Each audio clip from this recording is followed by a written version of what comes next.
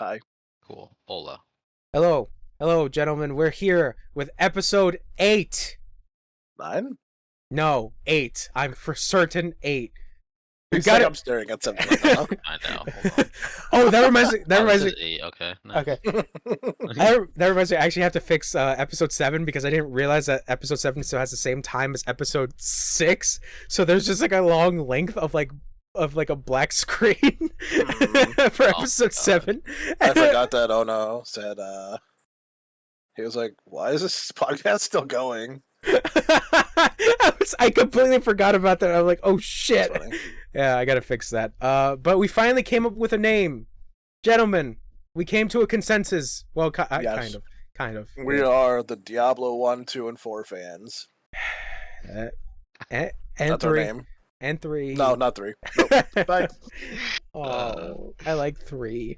Oh, it would have been funny if you just left the call and then joined right back after.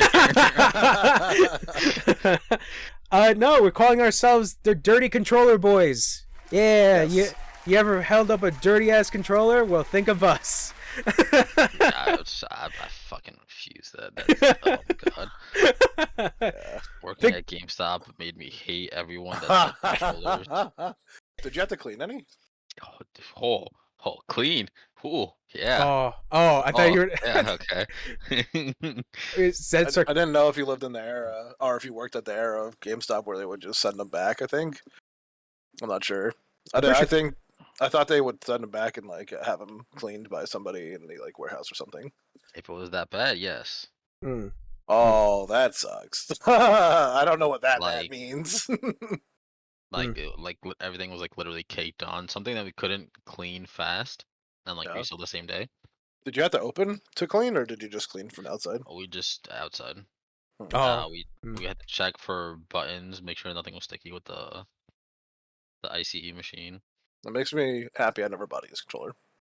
I always thought about buying a used controller from GameStop, but I got to a point where I was just like, fuck it, I'll just get a new one. It's better just to get it new. Because I guess for my thing, it was just like, I was looking for a PS3 controller, and I'm seeing a fucking GameStop, it's like $35 for like a refurbished one. And I was like, fuck no. I just, I can't. There's a question, Wesley. Hmm.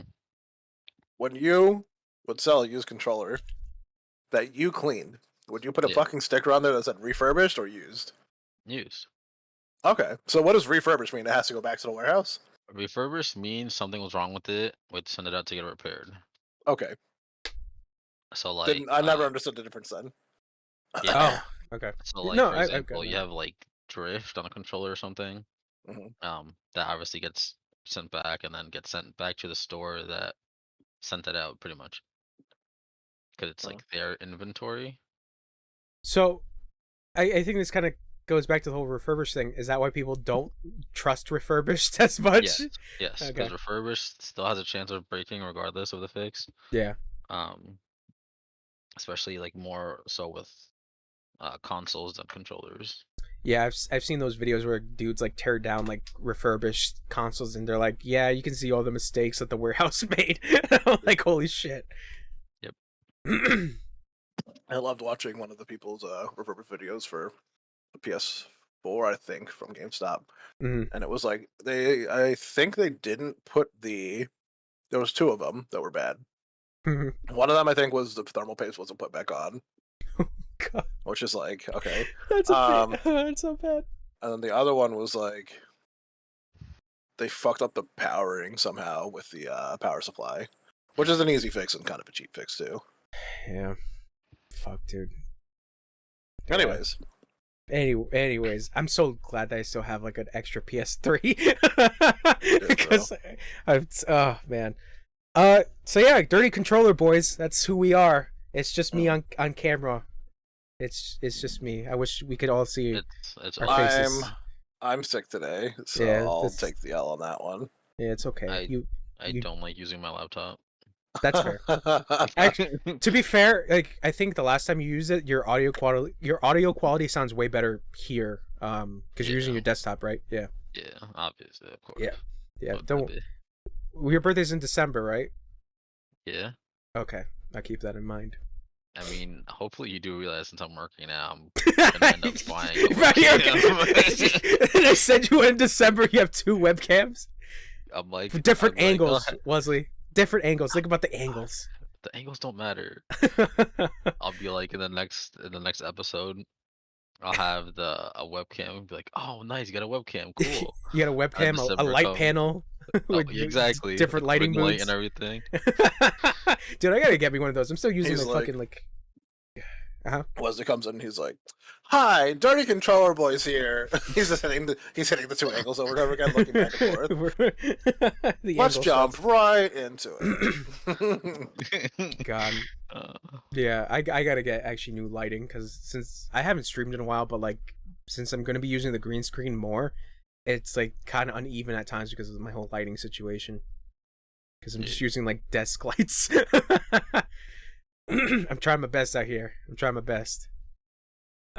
So gentlemen, how are you this fine week on this fine Tuesday? Sick. Yeah. Okay, maybe I should reiterate that. So what'd you guys do? You know, in your This week. weeks. All right, Is- Wesley, your- you're up first, your kid. Yeah. oh my god. Okay, fine. I beat Control. Dude, the story was fucking dope. Mm. I'm pretty sure I started part of the DLC. Mhm. Because Alan Wake was mentioned, and I was like, what? Spoilers. Yeah. Because I think I went to like the motel or something, and they were showing some shadowy figure, and I'm like, please don't be who I think it is. And then it was like Alan, and I was like, son of a bitch, they did it. And then you did the hand clasp like from Predator with Alan Wake. And I'm like, oh my god, why? So I had to continue with like that whole story and whatnot. Yeah. Did you ever play Alan Wake? No. I took my headset off. I don't want to hear about Control. Sorry. Oh damn. That was just the Spoilers. DLC. Okay. I don't know. I don't know what happened. It's No, okay. it's I ignored you. no, it's basically a tease to Alan Wake 2. It was a thing that everybody was expecting. No, shut up. I don't want to hear it. Okay. Tell me, doesn't Anyways, go ahead. I'm sorry. Sorry, do Wesley. that. Uh-huh. But the ending was fucking weird. Yeah, it's open ended, right? Not really. It's like, how do you explain it? It's like there is a possibility for a sequel, kind of, right? Yes. Yeah. Well- Okay. Yeah. Possibly. Yeah. Maybe. Yeah. Control's good though. Control's really good. Oh, dude, it's that one mission though Which one? with the music.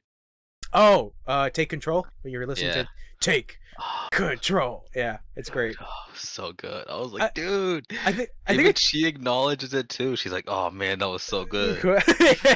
Like I think I told you this is the band that did that specific song is the band that's used in Alan Wake, where there's Yeah. like that specific mission where you're protecting like a stage and you have like I think the band's called like Son of Odin or like it's something like that, and like you're listening to this fucking rock music while fucking like blasting dudes down. It's such a good band to be honest. So yeah, Control. Did you play the other DLC, the Foundation? Yeah, I don't even know what DLC is what. I'm just playing missions that are available. I think the Foundation is where you go deep underground, and then the AEW is I think you go into like another section of the building. That's where you do the Alan Wake stuff. Yeah, I'm in the AEW now. Last mission I remember doing was the immunity mission for the poison areas from like the fungus. Oh, yeah. Okay. Yeah, I remember I was getting that pill. Gotcha. Yeah. God, there's so many good things in that game because I completely forgot about that. I'm like, that was really creepy. I remember that. Yep. Yeah, I hate those creatures though. They're so annoying. that's why I'm super excited for like Max Payne because of like the action and stuff. But like, I'm really hopeful for Alan Wake 2 because I think that's one of our topics that we're going to talk about later on. But like the direction they're going to go with Alan Wake 2. Mm-hmm. So yeah, Sure. on your scaling, on your Wesley scaling, what do you rate Control, the base game, I guess? How many Wesleys out of 0 do you give it? Yes. A yes, Wesley out of Wesley. That's a good Wesley right there. Yeah. Still was. Mm-hmm. But in terms of like out of 10, probably like a solid 8.5, 9-ish. Yeah, no, that's fair. I think it's fair. Because like in the beginning, you obviously have like your mystery suspense. You're like, what is going on? You have that strange, sketchy character. I'm not mentioning names or anything. Yeah. You have that character, and you're like, what the fuck is this place, kind of thing. Mhm. And then literally just like you have like a slow incline, and then just like bam, Yeah, you're, like in the depth of it. the game starts off kind of slow, but like once you get all the powers and shit, and you're going through this game, it becomes a fucking blast. Dude, yes. It becomes a Oh my god. it becomes a blast, and like finding like little secrets and stuff like that is also one of the neat things about that game because it's just like how the setting is this weird fucking building, and obviously shit's gonna be weird, so you're just finding little secrets and stuff. It's pretty cool. Did you read any of like the documents and stuff? No. Okay, I would say try to read some of the documents because some of them are actually pretty fun and interesting. And if you go do like side missions, some of the side missions like refer to the documents and shit. Ah. Yeah, like they talk about like some of the objects of power. Oh yeah, I watch like little like TV clips that they show Oh, every now and then. did you watch the puppet one? Dude, the puppet ones are so weird. They're so weird. You spoiled the puppets for me. Yeah, they're weird. Sorry, very weird puppets. Yeah, I would say look at the documents. They're actually kind of fun to read. They kind of get a little, I wouldn't say tedious, but it's just like it's a lot of reading because there are a lot of documents. But like the information that they have is pretty fun because there's not really anything spoilery, but like there's a rubber duck one that's actually kind of fun. Okay. Okay, there's a rubber duck one, and there's also a fridge. Yeah, I did those missions. Yes, It's fucking weird, dude. They're so great. I think they're great. Uh, I forget. Is the fridge is the one where you have to keep staring at it, right? yeah, Yeah, I fucking love it. I love it. It's so good. it's so dumb. Did you see the guy, right? Any chance?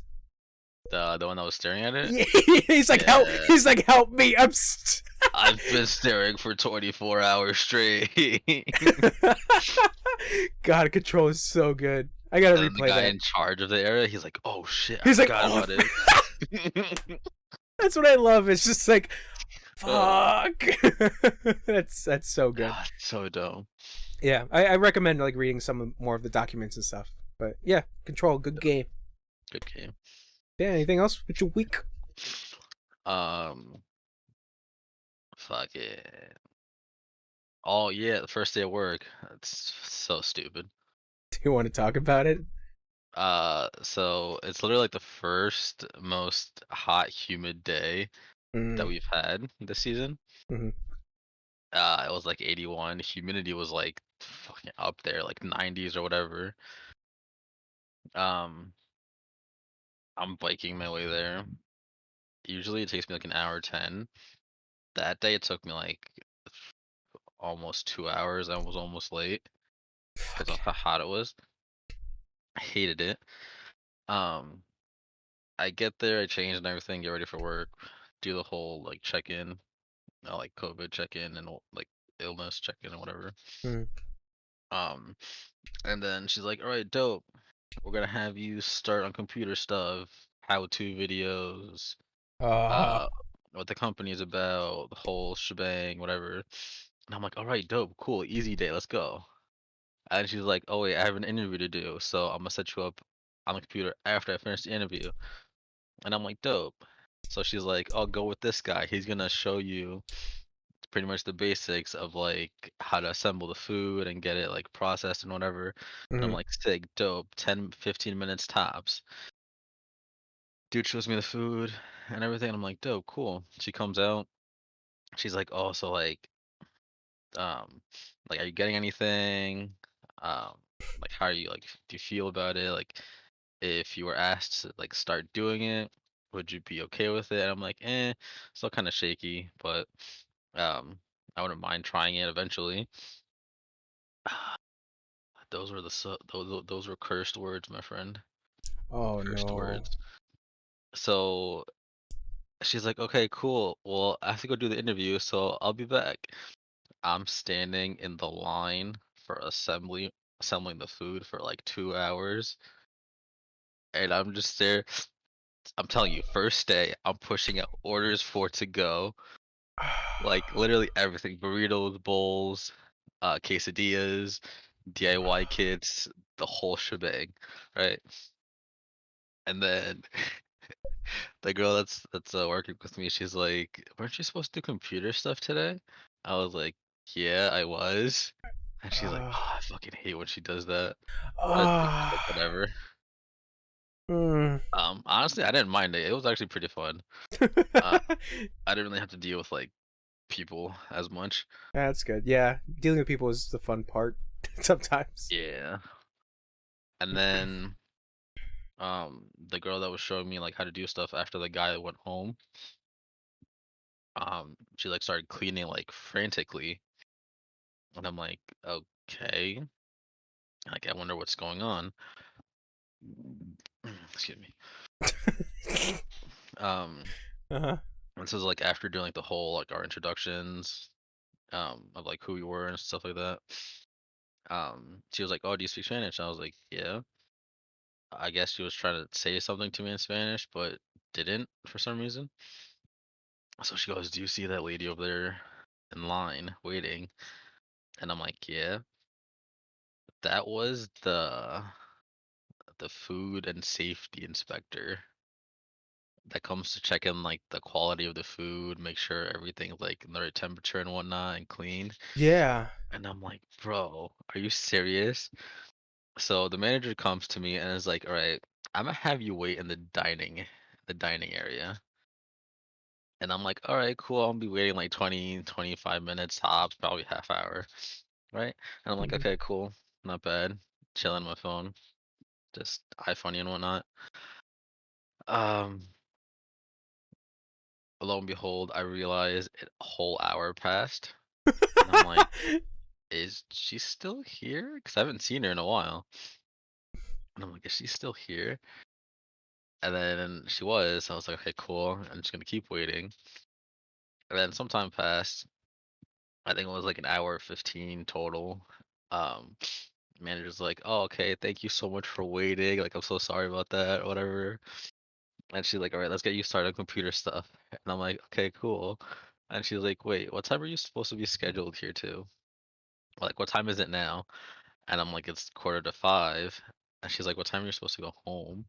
I told her 6. And she's like, "You know what? Fuck it, just go home." Fucking hell. God damn it.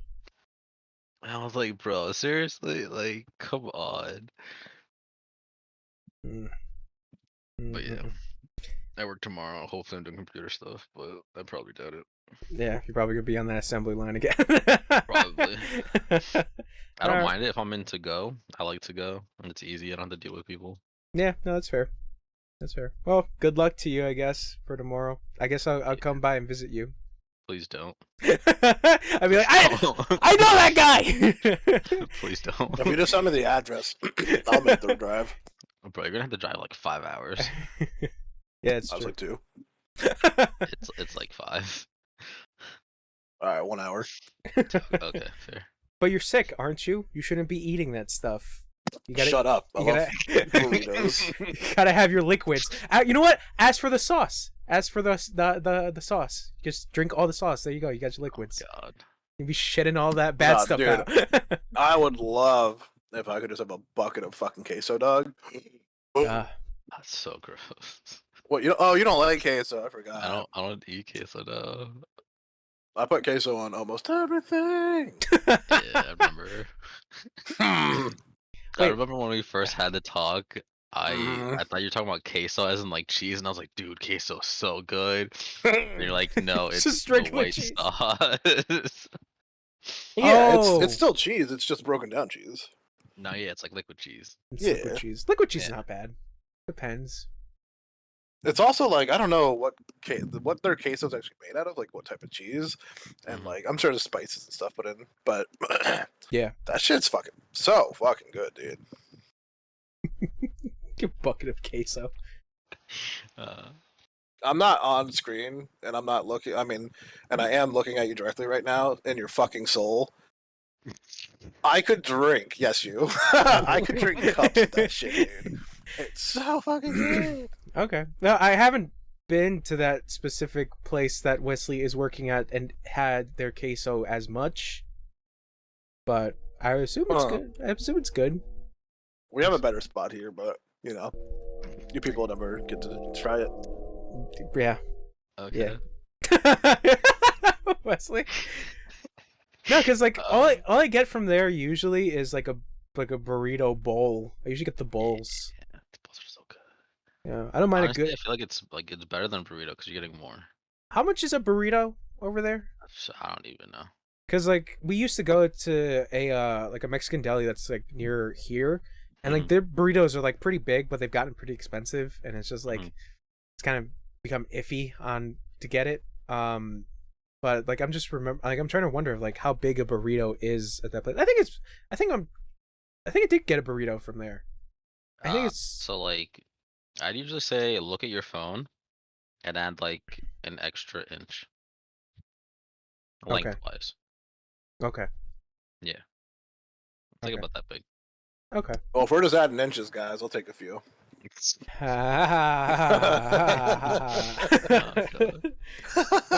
So you do anything else, Wesley, besides work and control? Watching movies, watching anime.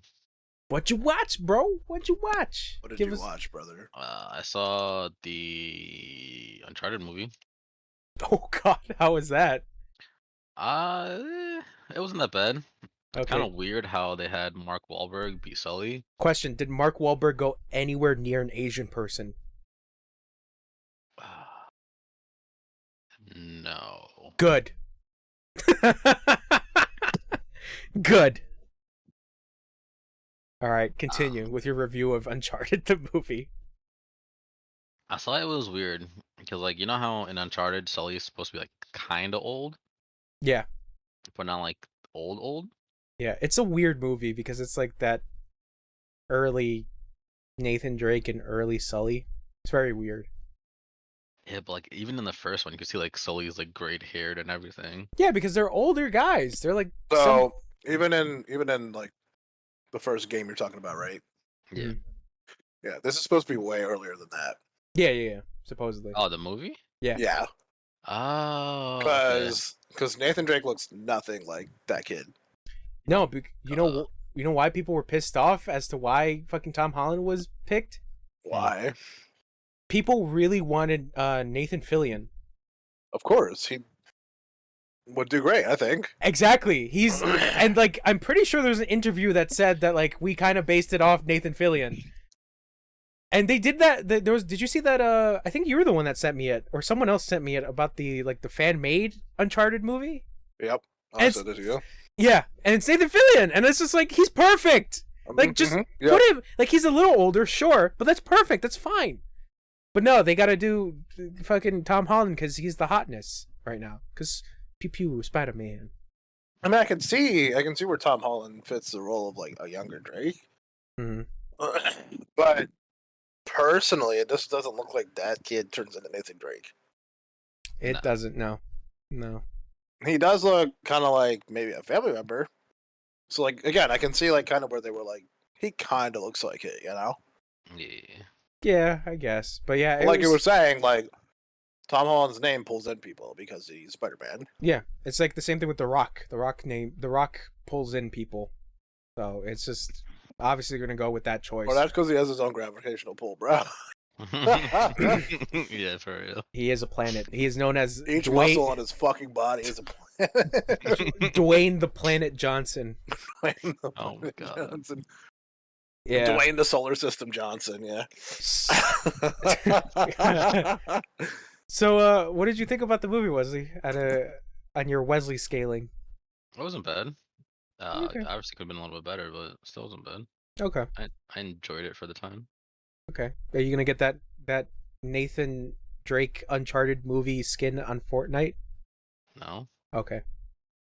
Then fake Uncharted fan. are you gonna get it on Fortnite? No, I'm a fake fan. I am. Right. Oh damn, he's the real fan. The moment you step out of League is when I'll believe it. You know what I actually saw? I think kind of like relating to League. I saw that Slipknot and Smite are doing a I crossover. was wanted gonna to say say that. that I wanted to too. say it. I wanted to I say was gonna say that it. early on because we were talking about like metal and stuff. Bro, I love Slipknot, and those characters look so fucking good. I'm so excited. I was like, maybe I'm gonna try Smite. Dude, for real, what a weird. Like, I thought the Ninja Turtles was weird. I thought, what else did they put in there? Pokemon, I think. No, Avatar. Avatar. Thank you, Avatar is what it was. Yeah. You know, I thought those things were weird, and then I saw Slipknot, and I was like, no. But I was like, there was another one they did, but I forget. Oh, Stranger Things. I think they did it. They did one. Yeah, Stranger Things 1 was dope. Yeah, Stranger Things. But yeah, Slipknot is fucking crazy. I saw that like today, and I was like, what? There was a crossover happening? Yeah, That's... like I literally turned on my PlayStation to like play the Destiny reset because I was like, Yeah. I'm bored, nothing else to play. And it's literally like in the homepage. I'm like, wait, Slipknot and Smite. Wait, how's that gonna work? It's gonna be So I all the re-downloaded it bands. to see like the skins and everything. Yeah. Oh shit, that's cool. It's the entire band of Slipknot. That's actually It's just I think 3 characters. probably the lead singer. Yeah, most Yeah. likely. Yeah. Corey. Corey Taylor, you fucking piece of shit. Yeah, I'm sorry, Corey Taylor. Excuse me.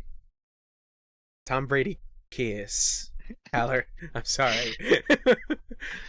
So yeah, what... Oh, dude, I'm sorry. I'm just watching the video right now for Slipknot, and it's just fucking. Yes. Fuck! I need to watch it too, but I don't want to watch it right now because then it's gonna be complete silence. All right, I'll talk while you watch it. So, You can anyways, share your guys, screen, can't you? Yeah, I guess I could put in the fucking. make sure there's just not porn up. That's fine. Or you can cut this part of the video. I'm trying. All right. You know what? Literally, the intro is Slipknot, and it's That felt good, right? Oh yeah, I can't put on the music. Oh yeah, true. I can't put on the music because this goes to video on YouTube, and there's a possibility it might get flagged. I'll watch it later. Mute it, can't you? Oh wait, my phone. Figures that too my. Shut up, Wesley! Don't sing the song. I literally just said one phrase. Don't say it. DMCA, copyright Wait, strike. Who are the people that are? Hold on. Ah shit. Where I put my? Ah fuck it. Hold on. Oh, that's so. It's so weird. I don't like it. I don't like how their skins look. I mean, that's Slipknot's masks. They're creepy. No, like in game. Oh, okay. Okay, I'm gonna take out my headphones for a little bit. So, live reaction. Let's go. Corey That's Taylor's so weird. Poseidon. Yeah. So- weird.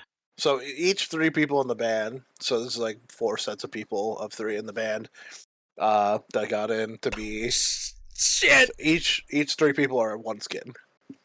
Oh, okay. Because I was like, wait, what?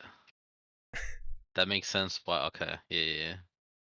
Greg Jones, Corey Taylor, and this guy, someone Wilson, is Poseidon. Or Yeah, each and one's a then- skin for Poseidon. Yeah. Okay, the chalk skins look so much better. With Jim Rue, Alessandro, and then Mick Thompson. Yeah, you got chalk, baby. They look so much better.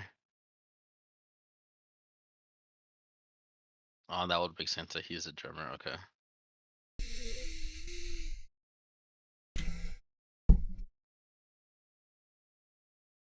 All right, put my headphones back in. I think I'm gonna have to start playing Smite. Are you guys there? Yeah, I'm just watching the video. Okay. Yeah, that's actually like the weirdest thing, man.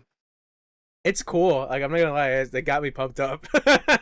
No, like the music definitely gets me pumped, but like I don't know. It's just weird to see a band mixed in with gods, I guess. Oh yeah. I mean, in some cases, musicians are gods. Think about it. In some sense, yeah. Yeah, because they have the ability to create stuff.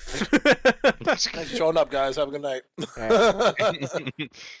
uh, So yeah. but yeah, super quick. I saw Sonic 2. And Ah, Hmm, shit! nice. Idris Elba. I actually kind of like the voice for that, for Knuckles. Oh, Yeah, Idris. Yeah. He's like, I'm coming for you, mate. yeah. Idris Elbow. Idris. Get your facts straight. Sorry, Idris Elbow. Yeah, there you go. You're just gonna let the elbow slide, you piece of shit. Yeah, I'm gonna let it slide because you got the Idris part right. Then Anything I saw Lost City with Sandra Bullock and Oh, yeah. I didn't like it as much. They made Channing Tatum's character like really fucking stupid, Mhm. That makes sense. like worse than 21 Jump Street. Mm. But yeah, That's a shame. had its moments. You're watching it, you're like, I could be watching Sonic 2 again. Or literally anything else. I started and finished Moon Knight. Oh, nice. yeah, how was that? It was actually really good. Okay. Alright, I gotta watch that. Yeah, I gotta watch that too. First ever Marvel TV series that I've seen. Oh, wow. Really? You didn't watch WandaVision? Nope. Oh, okay. I recommend that one. I like that one. Yeah. I didn't watch I watched Falcon and the Winter Soldier. I didn't really enjoy it as much. I didn't watch Hawkeye. I did watch Loki. I didn't really like how it ended because it was just like, here you go. Here's how it's ending. And I was just like, eh. I think part of that's gonna go into the new Thor now. Yeah. Probably, most likely. All the movies are connected in some way. Yeah, because I know with the shows. With the Doctor Strange one, the one that just came out now, it has a connection with WandaVision. Yep. Yeah. WandaVision and something else apparently. Oh, that I didn't know. No, I don't know. I know they're coming out with Miss Marvel as the next one. And apparently they're changing her power, which. So what? Derek accidentally ruined Doctor Strange. Doctor Strange for me. Oh. Because I saw a spoiler, which I don't know if you guys saw, but I saw it on Twitter, and I told him about it, and then he just like spilled everything that happened with it, and I was like, I haven't seen the movie, and he was like, oh my god, I'm so sorry, and I was like, it's okay. God damn it. God damn it. I do want to kind of see it because obviously Sam Raimi. I can just tell you right now what happens if you want. No! No! No! I could even ASMR to you. Hold on. No. Okay, is this what happens?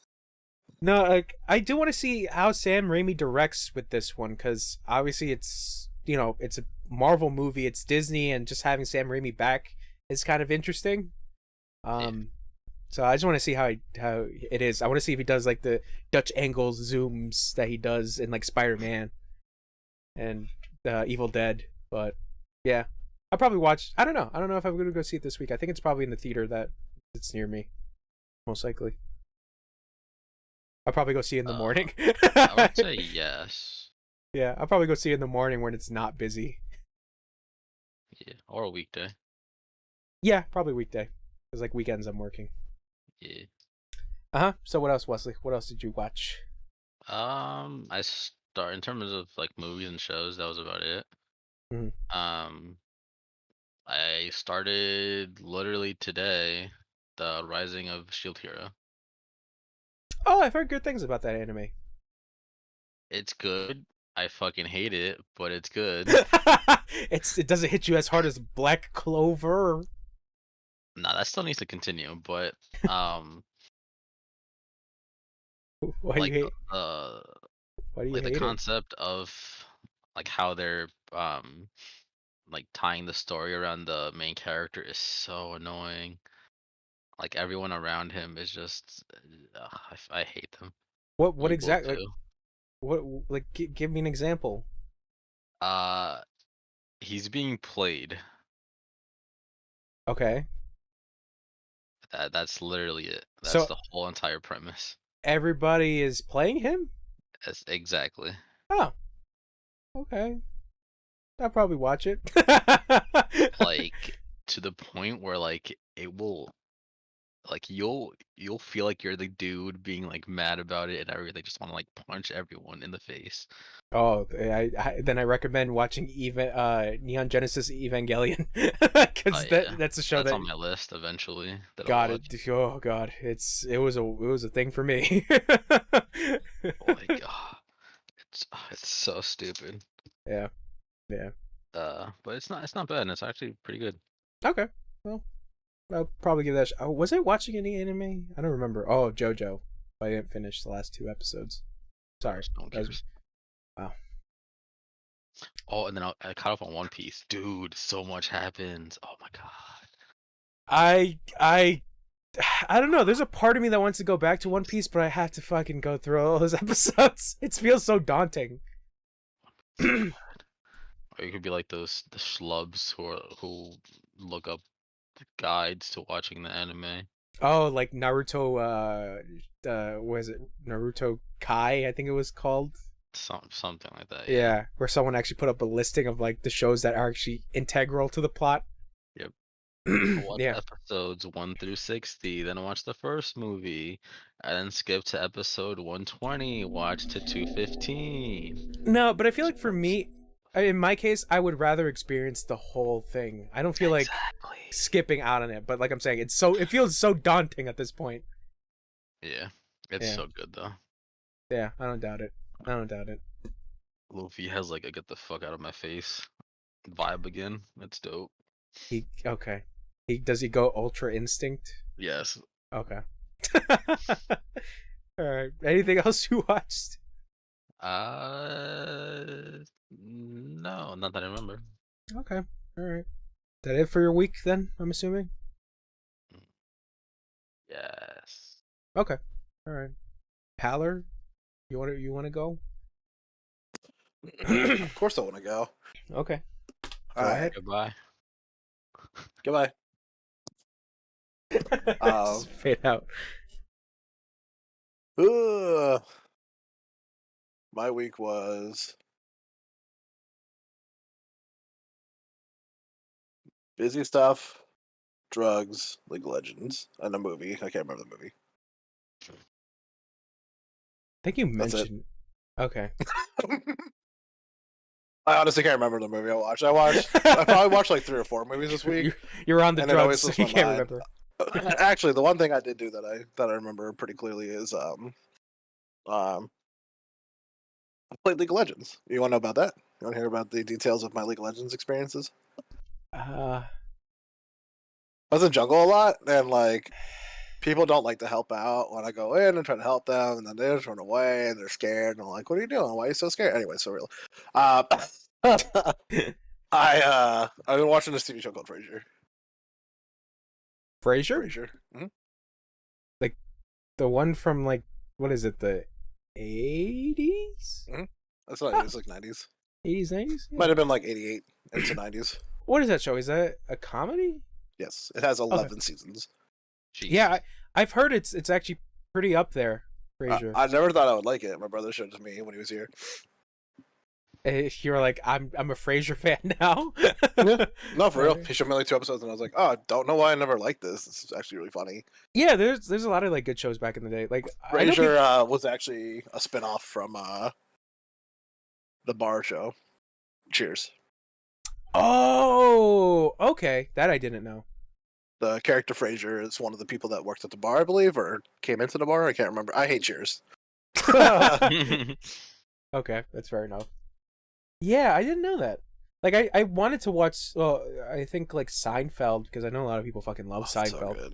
good. I've never watched Seinfeld. I've seen like clips and like I think the one I clip think we've had that talk before where I said you need to watch it too. yeah, the one clip that I saw that like makes me fucking laugh is the George Costanza's George Costanza is it George George Costanza, yeah. George Costanza The Costanzas. Costanza, excuse me. Costanzas? I thought you were trying to say his family, so it would just be the Costanzas. Costanzers. So Oh my god. the Costanzals, Constanza Berries. Go So ahead. I know. So the whole bit is basically him bringing in lunch to his job, and it's a calzone, and his boss like asks for a bite, and he gives him a bite, and his boss like is obsessed with calzones, and then his whole thing is just like, I have him in like the palm of my hand with all the calzones. Like, it was just funny, and then like it got to a point where like his boss was just like, yeah, it's just like, I love these days calzones, and then George is like, he's like, why don't we try something different? And he's like, no. Like, it's gotta be the calzones. I don't know. Like, that bit made me laugh. It was very That was funny. so good, too, because, like, he fucks up his connection to the calzone place, so he can't get him the same calzones anymore. That's what it was. Yeah, so that's he's like, why don't we try pizza from this place? And he's like, no, it has to be, Bob's Butcher or whatever it is. Yeah. Yeah, that's what it was. He fucks up his connection. It's so stupid. It's so funny. Stupid. Yeah, I gotta watch it because like I know people really like Curb Your Enthusiasm because it's Larry David, and Larry David was a writer on. He's so good, man. Yeah, I go watch. It's weird because like I tried getting into Curb Your Enthusiasm. I think like the first couple episodes, and like I was like, I wonder why people really like this because like it's like some of the humor is there, but I think it's the later seasons where people are like, yeah, it's a fucking phenomenal like comedy show. Because like, I think that's like the same thing with like the Sopranos, where like the Sopranos like first couple of episodes were like a little tough, but like the later seasons became way better. Yeah. Somewhat. Once you get involved with characters and you kind of take them into your like own headspace and heart, basically, you start sticking with the show. You just got to get to know them. Yeah, basically. Yeah. Like The Wire. I love The Wire. The Wire's so good. I enjoyed it a lot. It was really fucking good. I'm actually thinking about finally getting around to Game of Thrones. Oh, you're gonna watch, even though you know about the last season? I don't know everything. You don't?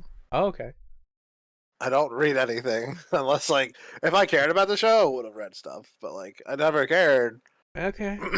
I mean, do what you want. Do what you want. HBO just has, like, just good shit. It's like, HBO just has, like, really good shows. I still want to see, like, Peacemaker and, there's this show that my aunt recommended me, Yellow Jackets, I think it is. Most of their old shit was bad, though. They have a lot of bad shows that are on there, bro. Which ones? Just literally take your finger on the app and scroll, and you'll just see, like, never seen this, it's bad, though. Never seen this, it's bad. Like, things that have been, like, cut, like, season-wise, been like, no, just cut this and we're throwing it out. I can't think of shit off the top of my head, but there's a lot of bad shows, actually, that are on that app. Because I was going through trying to find things to watch, and I just kept reading synopsis, and I'm like, this is fucking dumb. This is dumb. This is dumb.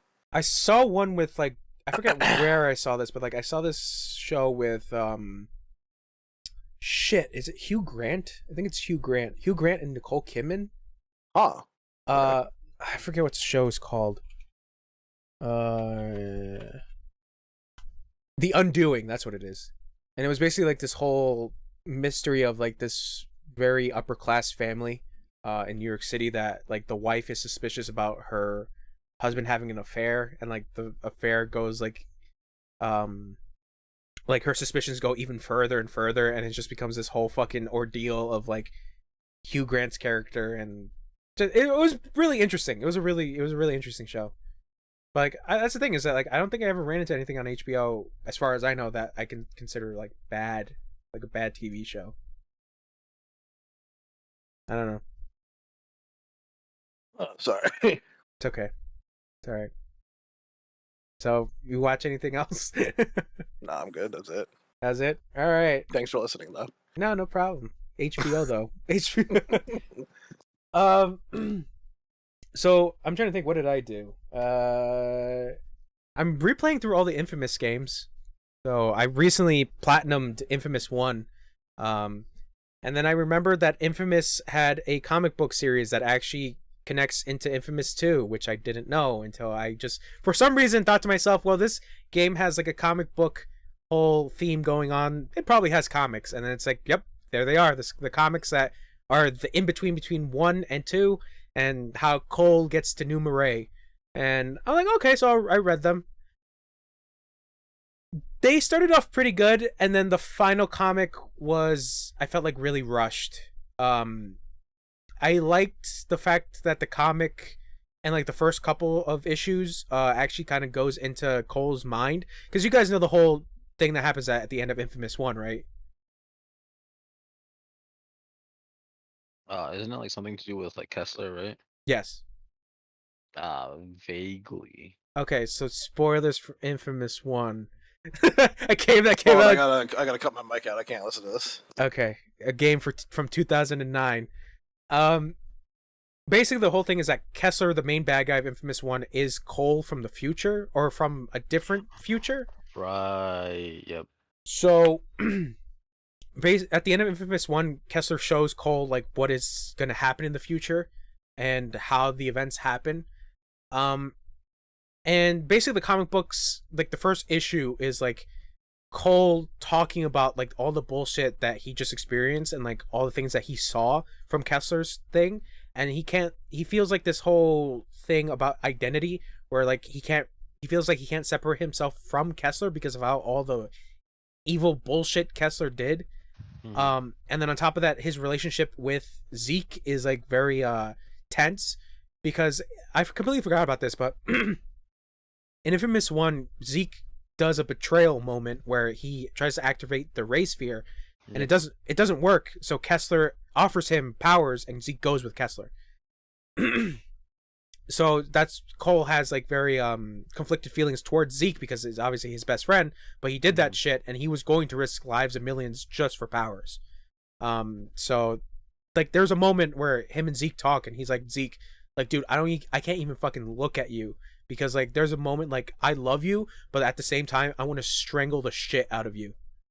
So Zeke's like, sorry you feel that way. It was just like, Jesus, man, like it's such a really neat thing to have in the comic book where, you know, he talks about his feelings on the whole situation.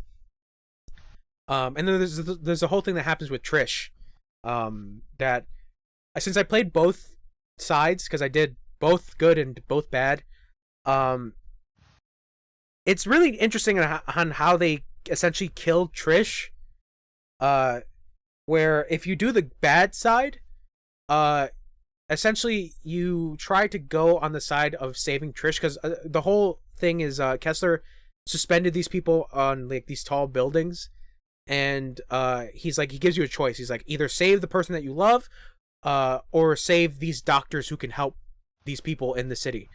And if you go with the bad side, you go help Trish because that's the person you love, but that's an evil choice.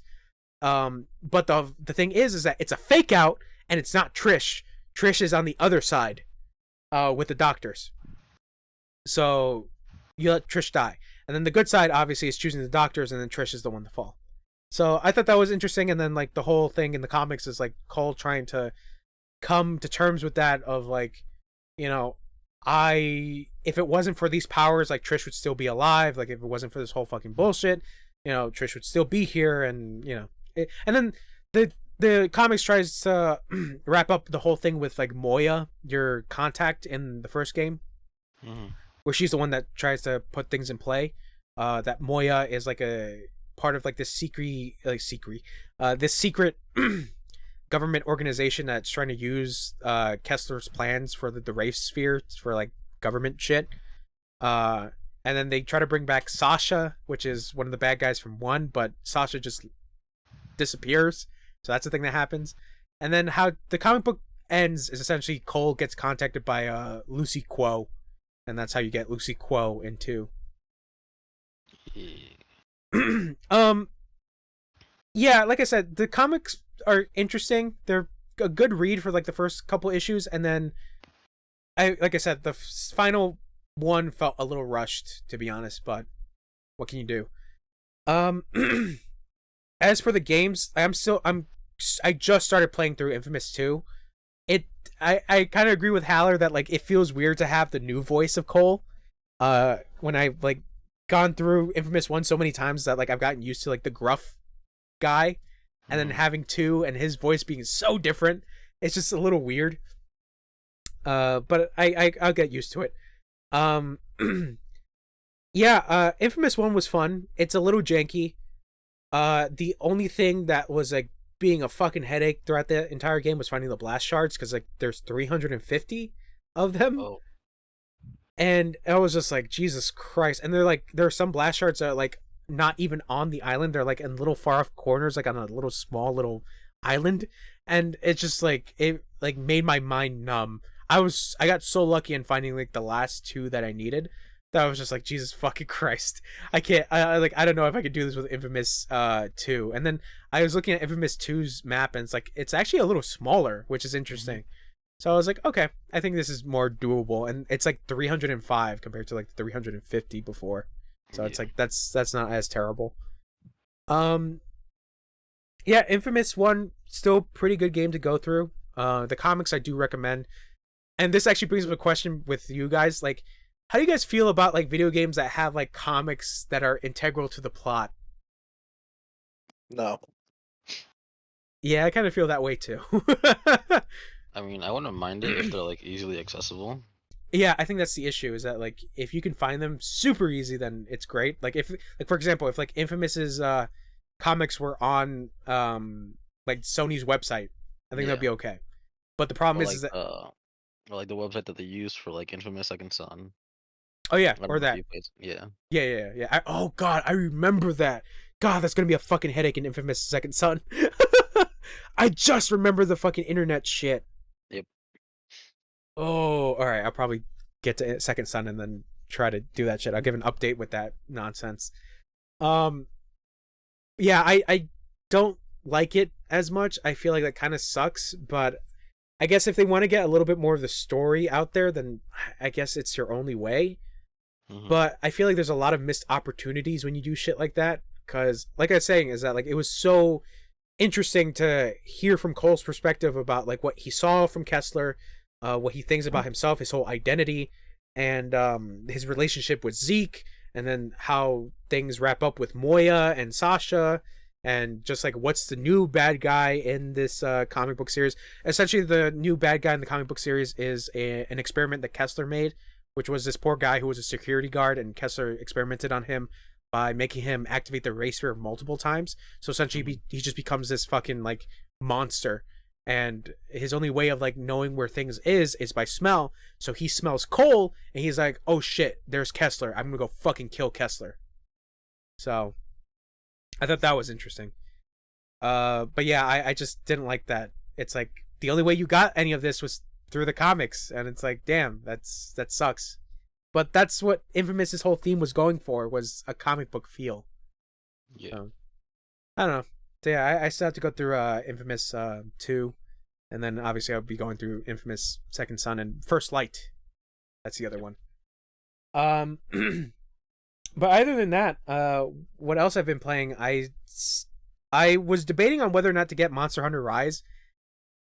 And then I'm like, you know what? I'll just wait for the super ultra deluxe version that comes with Sunbreak, the expansion pass, expansion pack thing, yeah, expansion.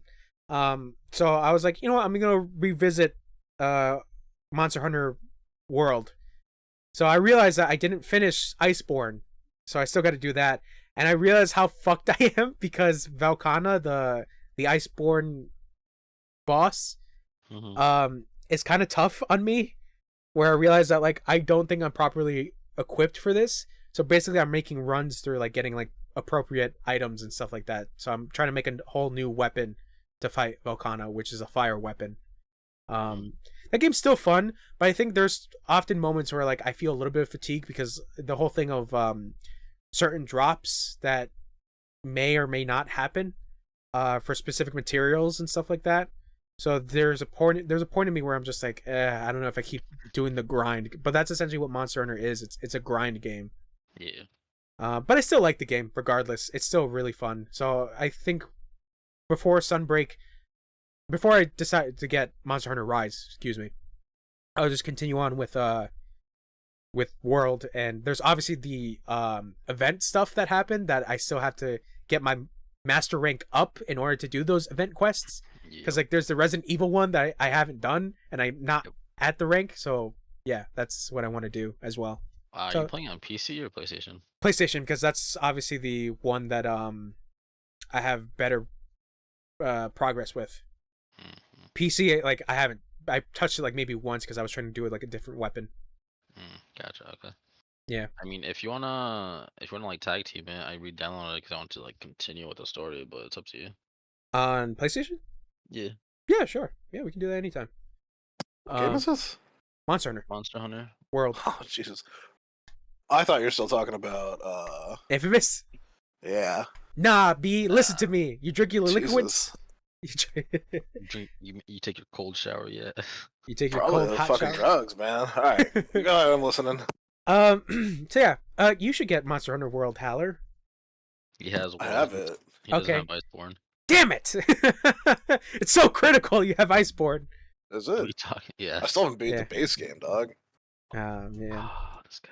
It's actually funny because like I remember there was a thing that if you downloaded Iceborne and you started the game like early while having Iceborne essentially gives you those defender weapons. Wesley knows what I'm talking about.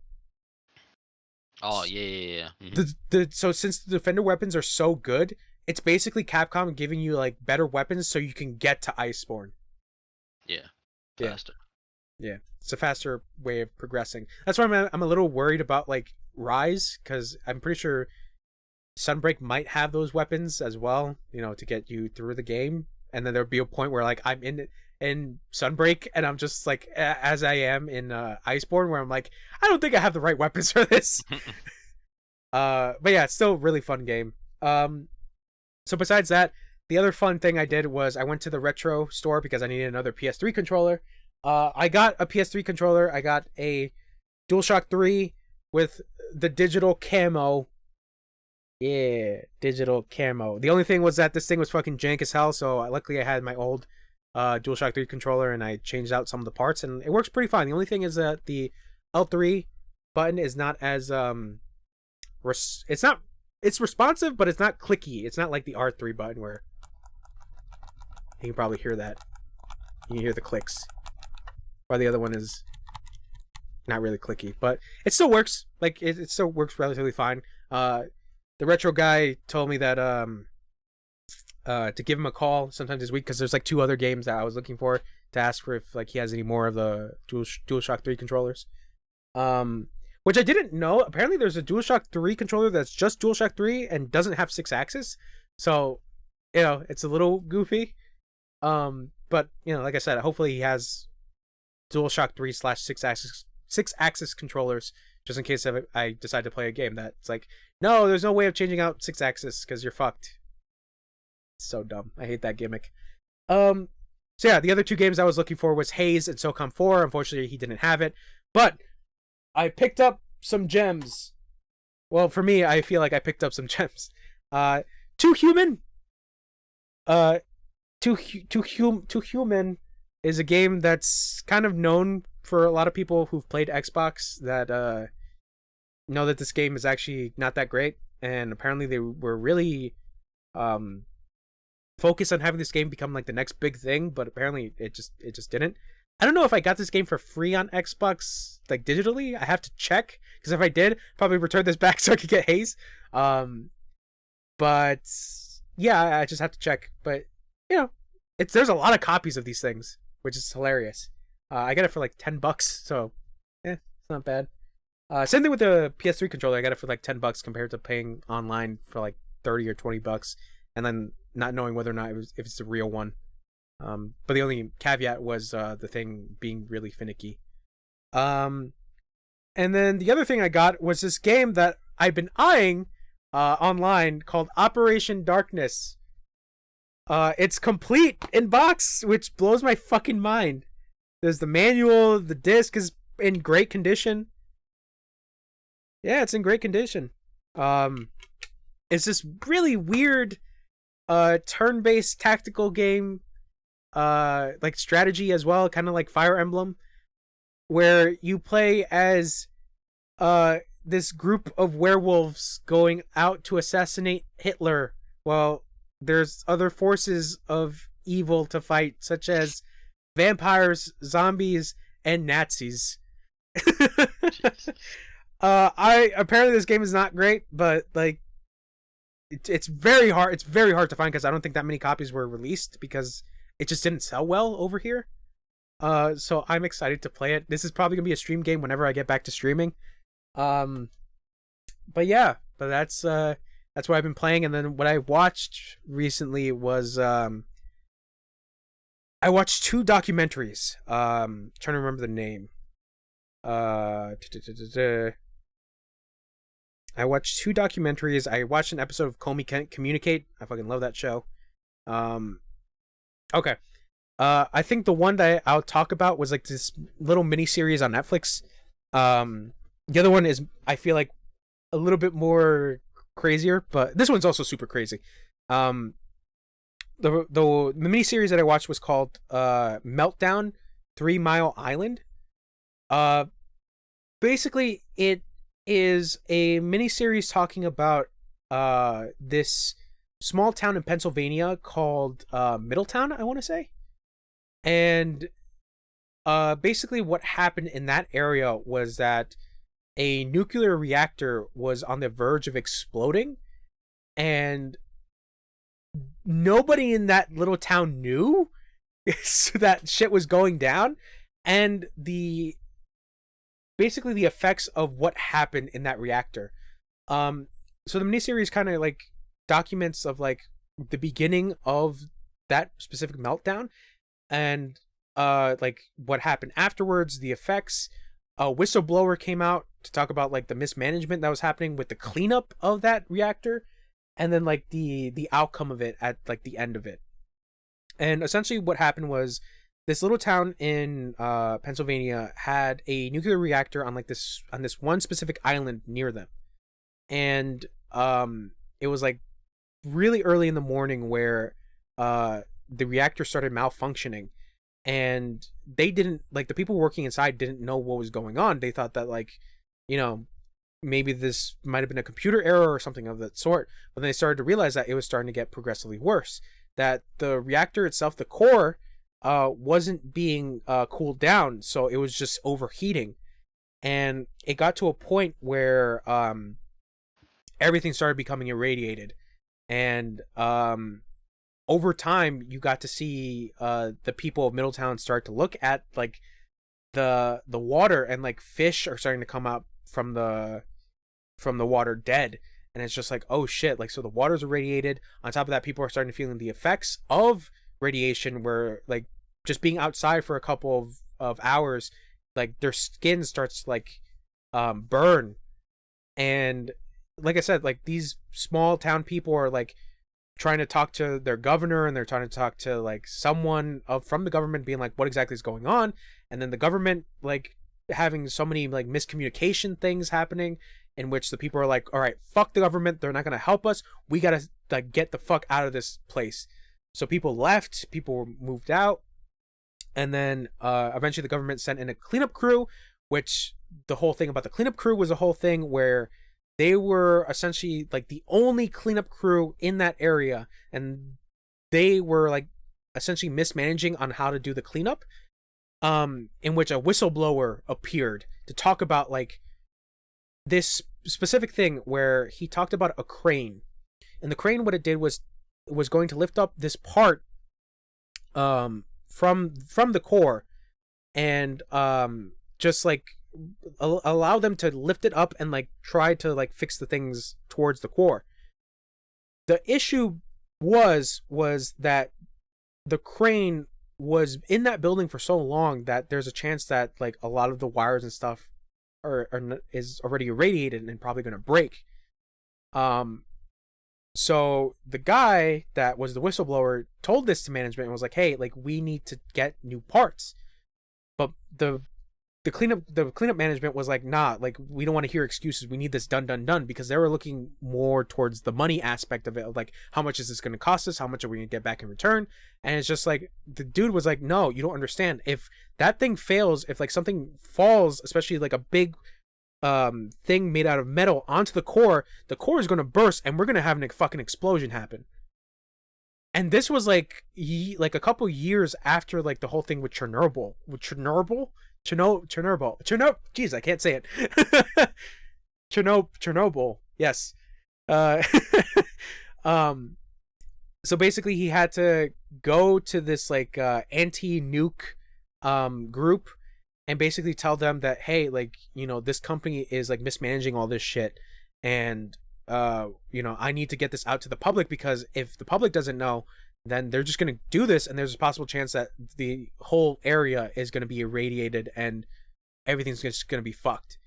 So it got out, and basically the management for the cleanup was like trying to downplay it, but at the same time they were like going after this guy, saying that he was crazy and stuff like that, and it really affected this guy's relationship with like the current woman that he was with, and just like this really sad moment where he's like, it's just like he's like my profession is in like nuclear power, and like to have this moment of being like, I can't trust this thing that I'm assigned to is unfortunate, because, you know, this is my livelihood, but I can't let this thing happen where they just allow the miscommunication and just not allow things to be properly inspected. So he's like, I got to do what I have to do. So then he actually talks about like how there's a chance that he was probably radiated, and like he had to like have like a surgery for, I think, around his like neck, because a tumor started to grow out. But he said that he was also a smoker, so he doesn't know.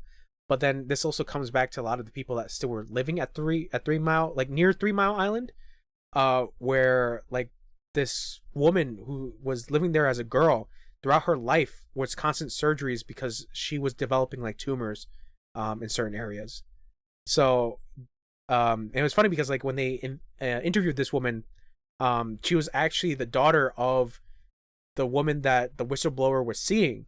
So at the end of the documentary, they actually reconnect and they talk about like their whole like experience with 3 Mile Island, and they talk about like the bullshit that happened because of the government mismanagement, and like the sanitation people who were like really huge assholes. They even like interviewed one of the guys who was like the head of the sanitation at the time, and he was like really downplaying it too. Like he was being a huge dick about like talking about like, oh, these people were overreacting, like it was just a little bit of radiation. And then you get the people's like interviews and they're like, we got burned, we got tumors, like our kids are not safe, like what the fuck do you expect us? And like this dude was just really downplaying it, like coming off as a huge asshole, like making the people seem dumb because like he wanted to come off as like an intellectual.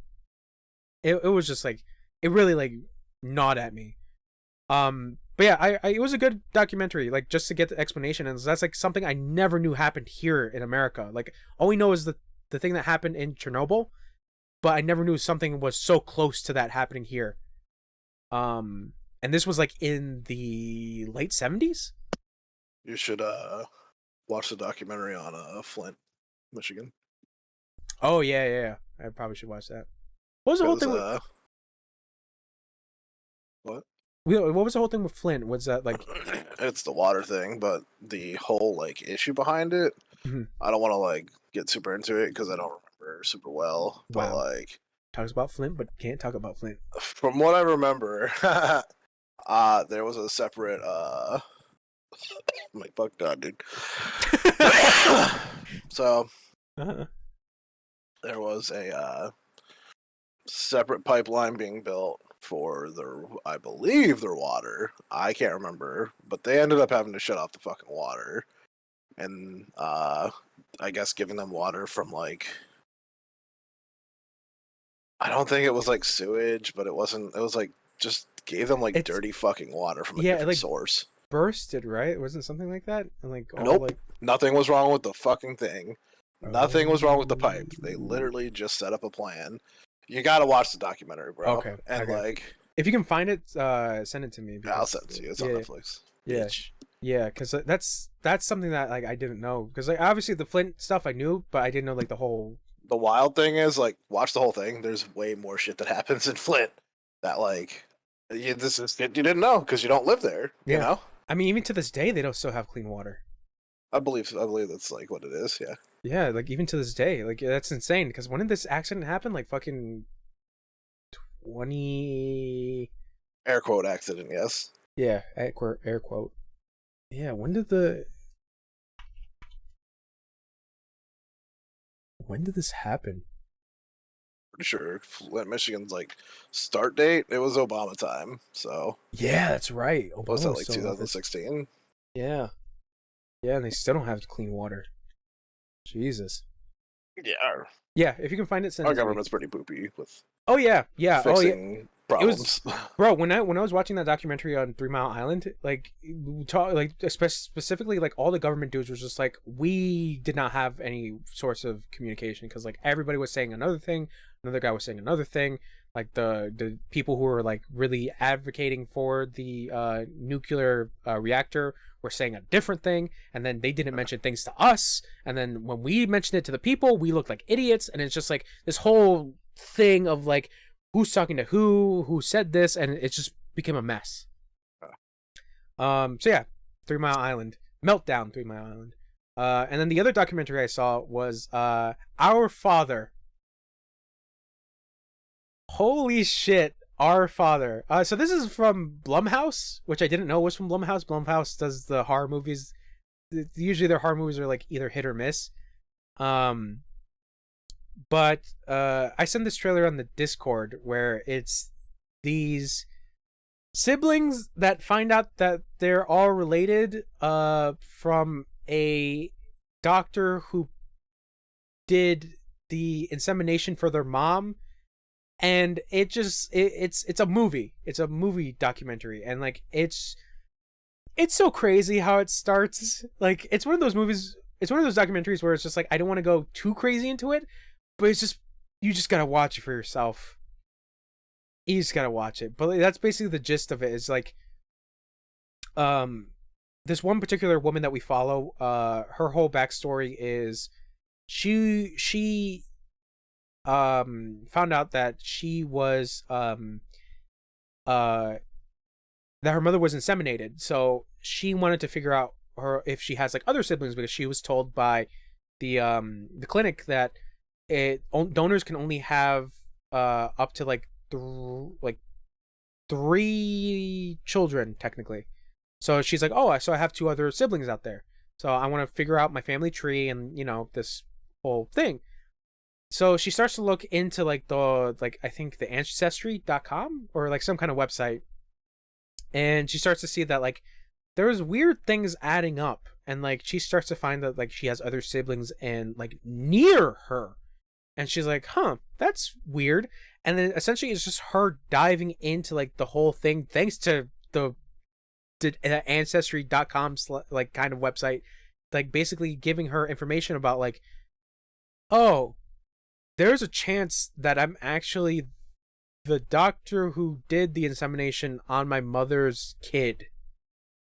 And like she asked her mom, like, do you know anything about this? And she's like, no, like I pretty sure he showed us the donor and that was the donor we're supposed to get.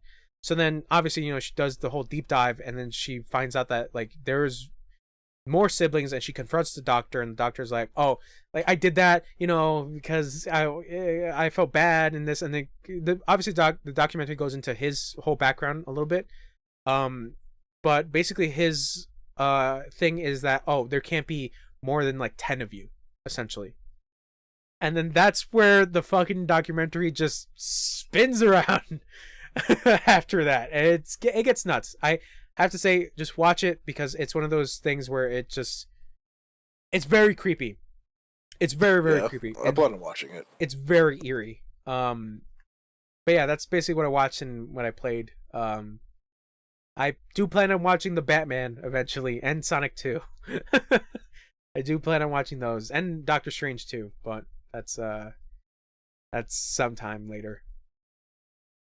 All right, so that's our weeks, gentlemen. Do you want to take a break by any chance? Yes. Okay, so we want to take a break for a little bit. Mhm. Okay, Sure. I guess we'll take a break. So I'm gonna go get some water, maybe something to munch on. Did you for a little pause? bit. I'm about to pause. Well, I'm probably gonna cut this out. Okay. Okay. I'm probably gonna be gone soon. Remember? God damn it, man. I'm just letting you know. I know. All right, I guess we'll I take mean- a 5-minute break. If you want to record the rest of it tomorrow or something, I can do that. Wow. And then the inconsistencies of a different shirt. Can't do that, man. Keep the shirt. God damn it. I'll throw it in the hamper. Just be like, iron "You took it." a shower. I don't fucking know. All right. Well, it'll be a 5-minute break, so I guess we'll be Okay. right back. All right. I'll be back.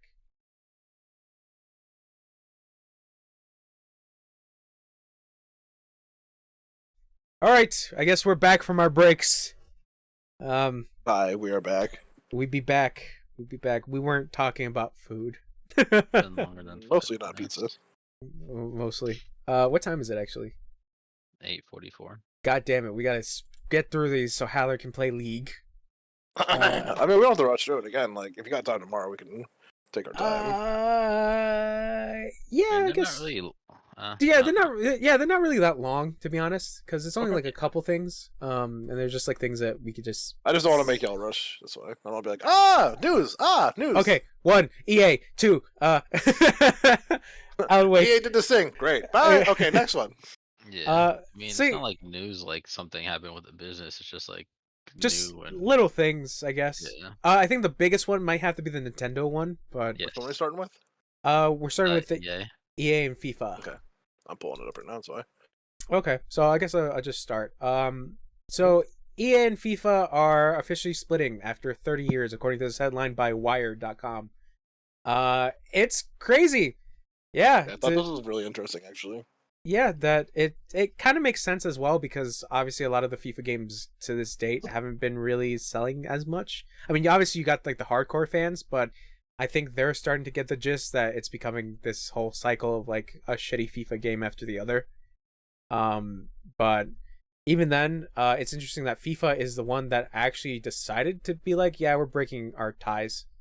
Or is it EA? I think it was FIFA or one or the other.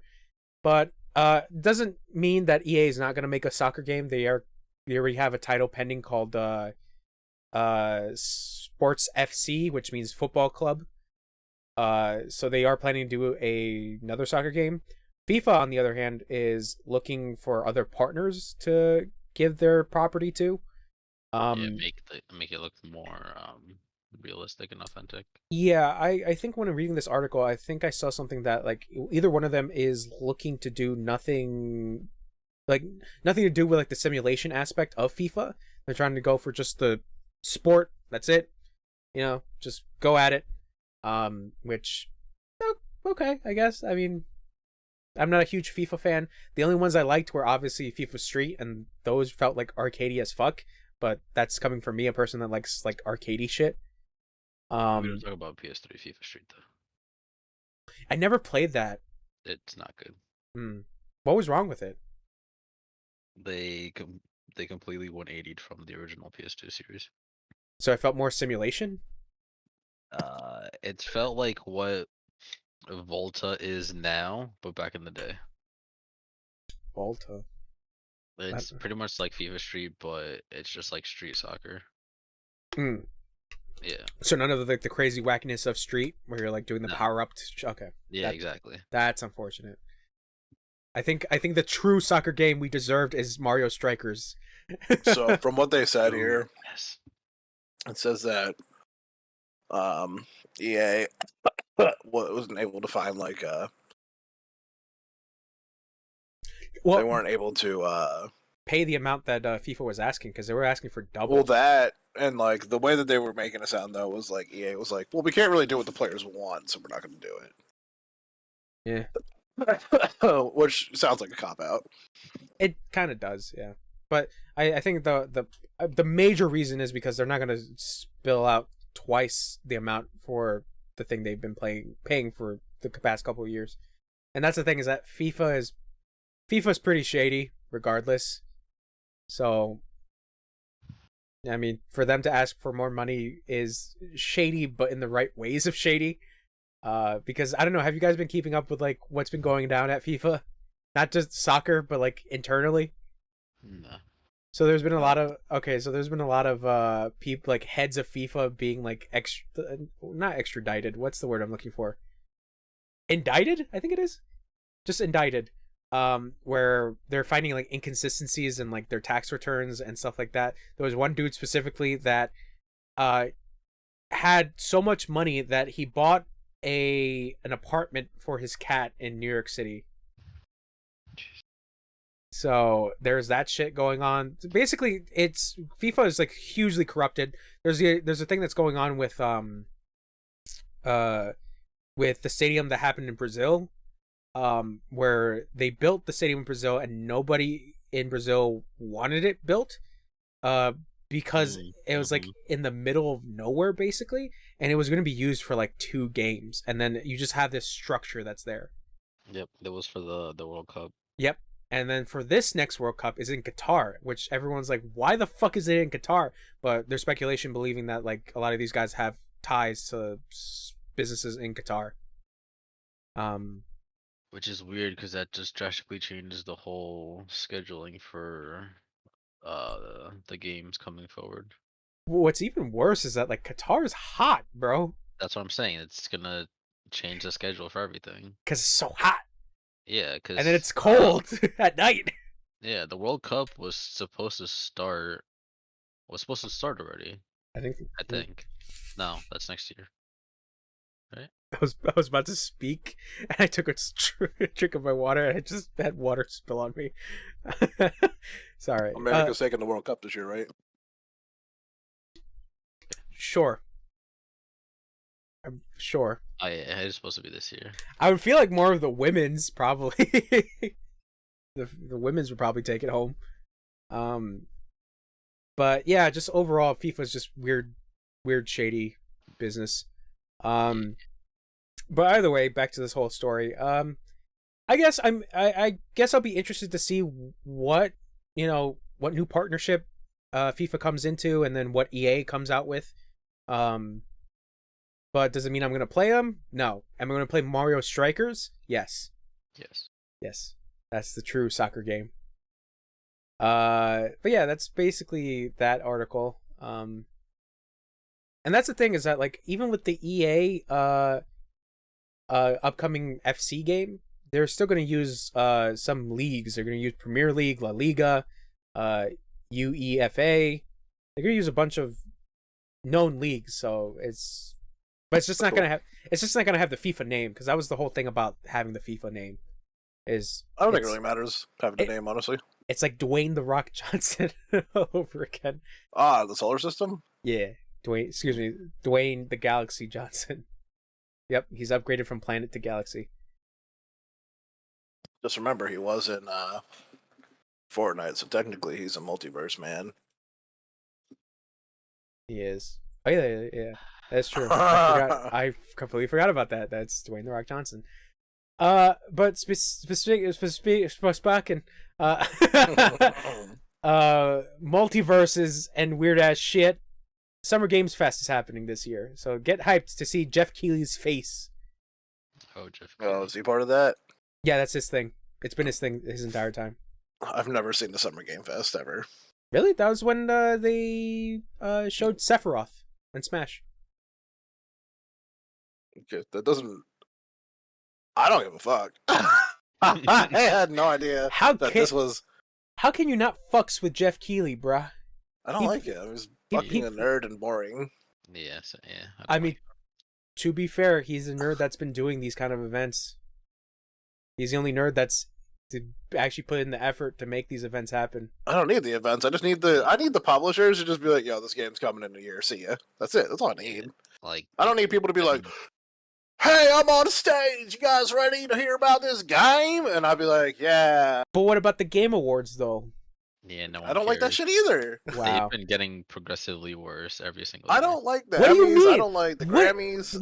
What do you mean? Didn't you like when The Last of Us 2 won every award, bro? You don't like that? No. Oh. I think Kakarot should have gotten every single one of them. Oh, there we go. Yeah, I think the Game Awards are a little goofy. I think Diablo 2 should still be winning all of these awards. I have to say, the only reason why I like these things is obviously it's just a culmination of like different studios and like smaller studios coming into, the spotlight. That's what I like about that. And like with the Game Awards, it's kind of the same thing, some smaller studios being recognized for their stuff. But I can understand that. That's fair. Yeah, but I can understand it from your guy's standpoint, where it's just like, just give us the game, or this dumb popularity contest that doesn't really have to exist. I get it from that perspective. Yeah, as far as like crowding people, I don't really care. Hearing about the games, I do like. There are some like things like with CD Projekt Red bringing out Keanu Reeves was cool. Yeah. There's like little moments that like have always been great, but these like CEOs that come on stage and like hold their hands together the whole time and like point and then bring them back to their hands together and then point and then just sit like that, like it just makes me feel super ingenuine about it. But that was mostly EA. Oh, not EA. Excuse me. That was mostly E3, where CEOs are coming out and talking about their products. With Summer Games Fest, it wasn't necessarily that. They had developers come in, but not CEOs necessarily. Yeah, that still feels really bad though. Yeah. I don't know. I mean, I'm still probably gonna watch it. Don't get me wrong, like yeah. And then the big thing about this specific Games Fest is that apparently it's going to be shown in IMAX theaters as well. Oh, cool. And then the big part about this as well is that like Jeff Keighley wants to do this as well to talk about certain developers in Ukraine because of the current events that's happening, and a lot of them had to relocate because of the war. So he wants to allow their voice to be heard as well about their current situation and the development of their games as well. So cool. There's also another aspect to it. But just give us the game, Jeff. No. I also don't want you to think I'm trying to shit on you. That's my bad. I just personally don't really like these events. Yeah, it's like I'm saying. I usually just like read on IGN afterwards and see what's going on. That's what I'm saying. Is that like it doesn't necessarily have that E3 feel, because I remember specific E3s where like obviously the CEOs come out, specifically like Sony, like fucking the Cerny coming out and being like, well, we got the PlayStation 5 and then with its dual core audio, and it's like, dude, just I don't care. I don't fucking care. It's like I don't. Yeah. All right. But yeah, Summer Games Fest is happening. When is it? June 9th to the 12th. So this kind of adds into the Xbox thing. I think we were talking about the Xbox thing before the other article, where Xbox apologizes for its delays for two Bethesda games, Redfall, made by Arcane Austin, and Starfield, the big RPG thing that they were really pushing. So those are going to be delayed to the first half of 2023. And I don't know. This is, I guess, somewhat interesting because it's like, what else is Microsoft going to show? Like, they really need to show something because, like, this is something that I brought up before, is that they're really relying on these other studios to have a thing ready. Because the last thing that they showed was Senua's Sacrifice, Hellblade 2, like another trailer of that. And, that was cool too, by the way. Yeah, but I mean that game is still in development, so I don't know if they're gonna have like gameplay ready for it. Are you just talking about Bethesda, right? Yeah. Yeah. I mean, the one thing I'll say defensively for Bethesda is like they might not have games ready, but thank God they're not pushing it the fuck out when it's not ready. Yeah, I mean that was the whole thing about Fallout 76. Some people feel like the same way with Fallout 4. That game felt kind of unfinished. And that's actually the funny thing is that like, reading this article, there's a quote from Jason Schreier, that he has like contacts talking about how like they feared that if they were to release these games like nowish, that it would be like the next Cyberpunk, and they don't want that. Which, I mean, that's the thing. Cyberpunk has become the biggest sign of like a game shipped too early and broken. Yeah, it's definitely like the tale now of what not to do. Yeah, it's the cautionary tale, I should say. Thank you. There you go. Yeah.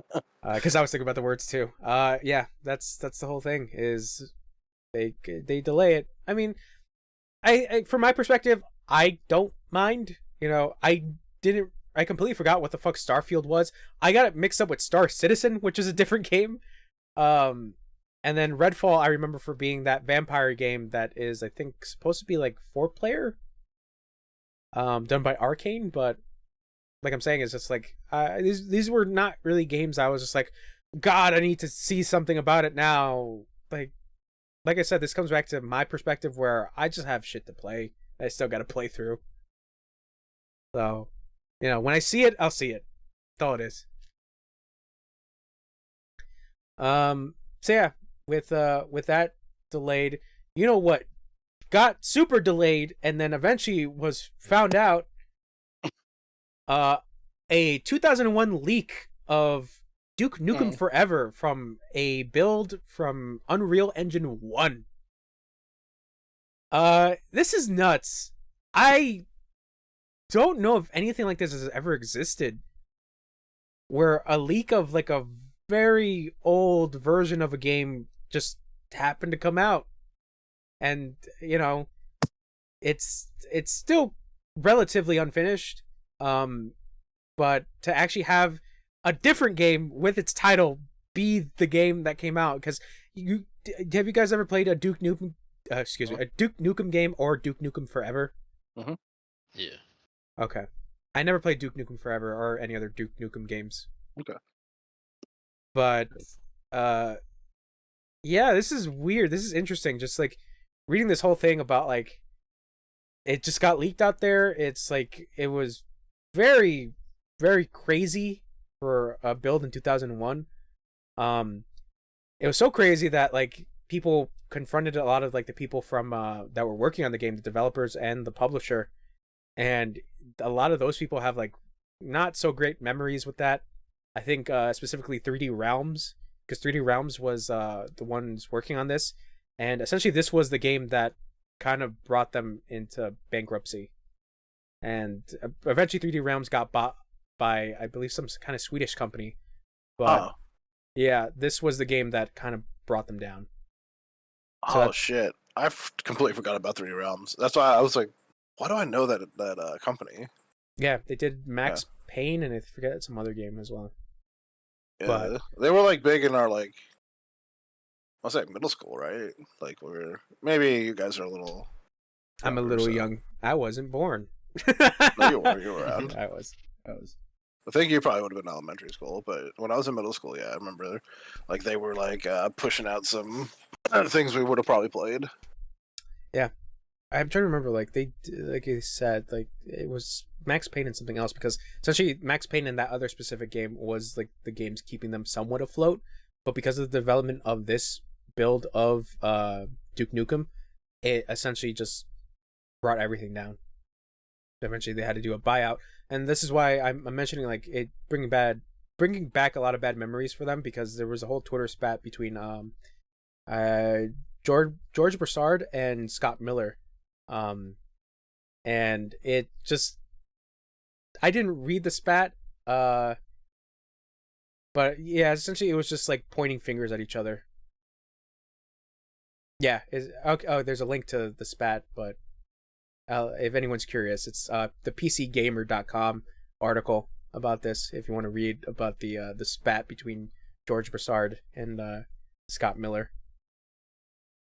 So yeah, that's kind of nuts. And then obviously, you know, a lot of PC modders are looking into this, trying to see if they can come up with something from this build, because people on PC gonna be PCing, you know. That's how it be all the time. But yeah, I never played Duke Nukem Forever. Like, I know nothing about that game.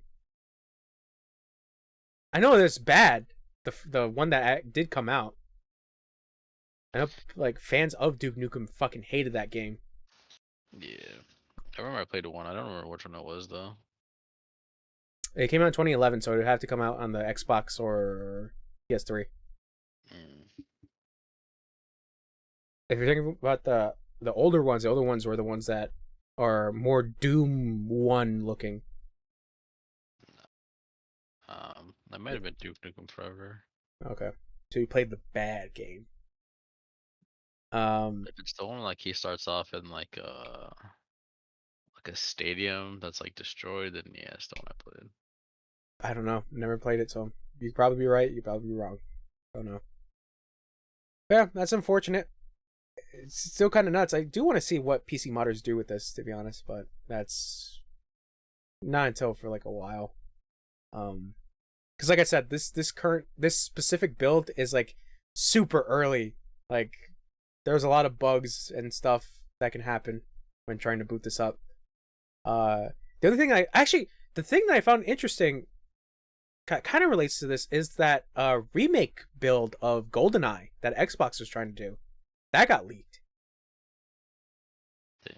Yeah, I remember that. That was a thing that happened. But you know what's not unfortunate? Dead Space remake launching in January 27th, 2023.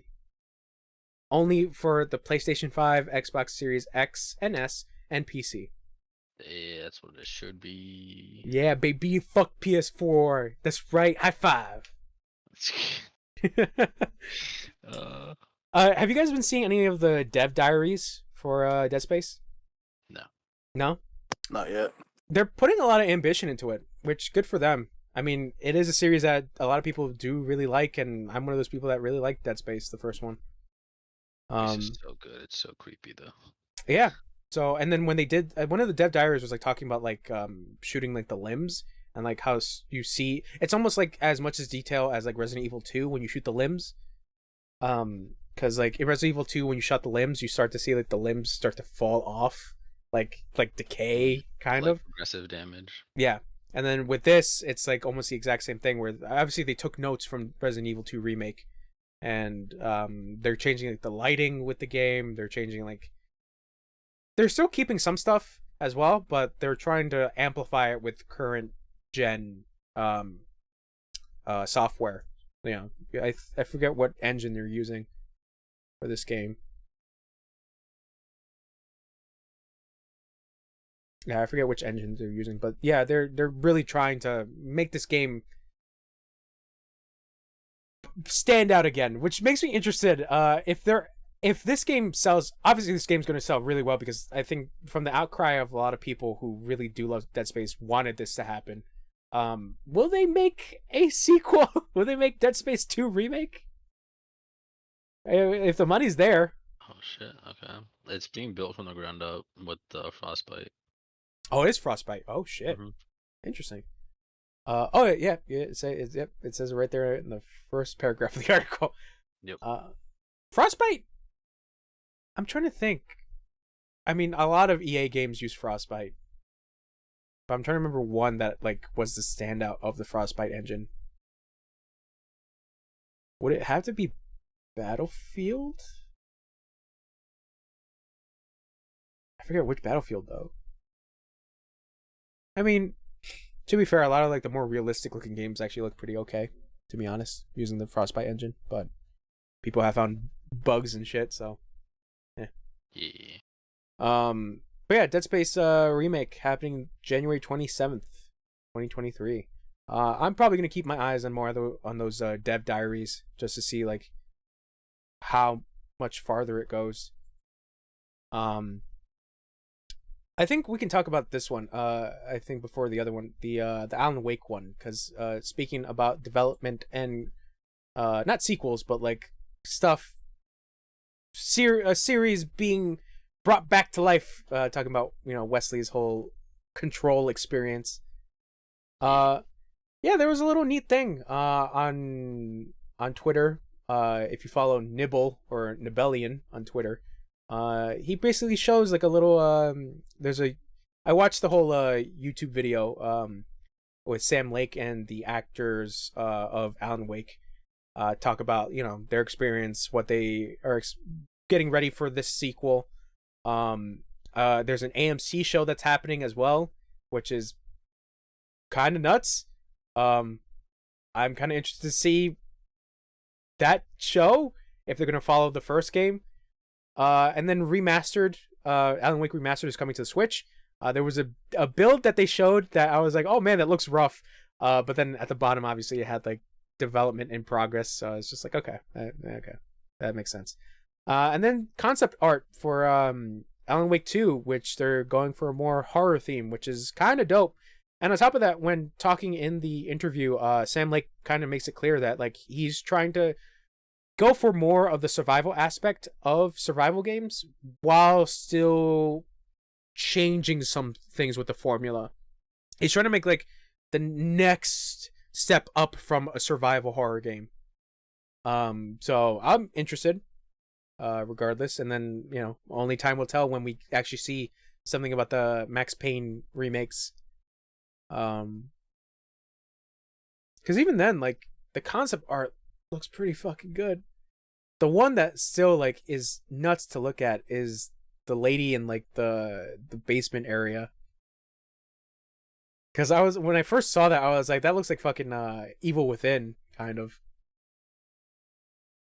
Yeah. So it was a little fun thing to look at and hear from the actor of Alan Wake and the voice actor who does Alan Wake.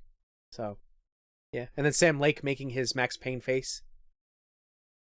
Yeah. Max Payne. Bring that pain. Did you guys play the remaster of Alan Wake? I never played them. No. No, so you only played the original? Never touched any of them. Well, Haler did, right? Yeah, I played the original. Okay. No, because like I'm curious about the remaster because obviously it is a bit of a different engine that they're using. I think they're using their current engine for it.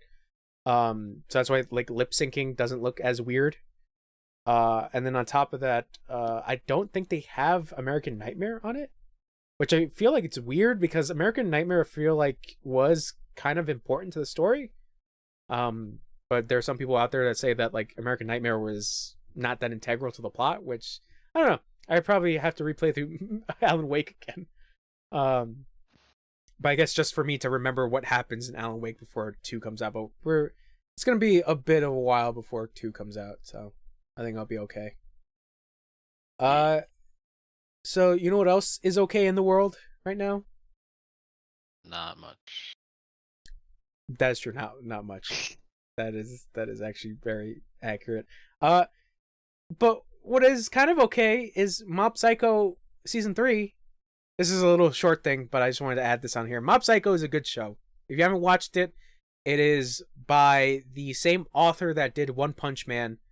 But in this series, it's with psychics and espers. It's fun. Season 3 is coming out. I guess this year in October. Season 1 is fun. The season 2 is great, and yeah, I guess I'm excited for season 3. So yeah, if you want to give that a shot, it's a good show. But you know what else is not a good show? Well, it's not really a show, but you know what else is telling and showing and kind of shitty? And we've known this for a good while that obviously video game companies have so many problems, specifically with their workers. So this next thing is something that came out by Stephen Totilo, a writer over at Axios. Stephen Totilo we had on one of the news things for I forget which thing. Oh, the Bobby Kotick thing. Basically, this article talks about contractors being exploited at Nintendo, and to TLDR it, a lot of contract workers were basically abused for their hours over at Nintendo. And essentially Nintendo refuses to give them any full-time positions. And they haven't unionized at all because they're contractors. And they really can't do anything. And on top of that, just like some of the stories that like one particular guy had to go to a funeral, and basically someone at Nintendo, specifically Nintendo of America, this is not, well, I don't know specifically about Nintendo of Japan, but Nintendo of America was the one written in this article. But to this guy's story is that like he had to go to a funeral, he talked to management about it, management basically gave him an ultimatum telling him that it's either that funeral or your job. And a lot of workers' stories kind of echo each other when they talk about how like they all were put in ultimatums of like choosing their job or something else. And even then there would be times where like they work like a month or so and then are expected to come back months afterwards. So like I said, it's just become this whole thing of exploiting these workers. And I guess something to add to this is like there was a Reggie Fils-Aimé, yes, that's Fils-Aimé, Reggie, as you remember, being the past Nintendo of America president, actually has a book coming out. And there was an interview that he did where someone actually brought up this whole thing about the problems over at Nintendo. And from his perspective, he says that this is not the Nintendo that he left behind. But this is coming from one man who has to take care of like so many things. So there could like this thing has been happening for a while. It says from 2014. So Damn. Reggie was still kind of there. I'm pretty sure. Yeah, it's just unfortunate, but we all know the whole gist of each and every games company is that like there's going to be some kind of bullshit, and I feel like this is pretty bullshit up there. Yeah. Yeah. So there's that. And you know what else is bullshit? This listing for Sony's new PlayStation Plus Extra and Premium Deluxe.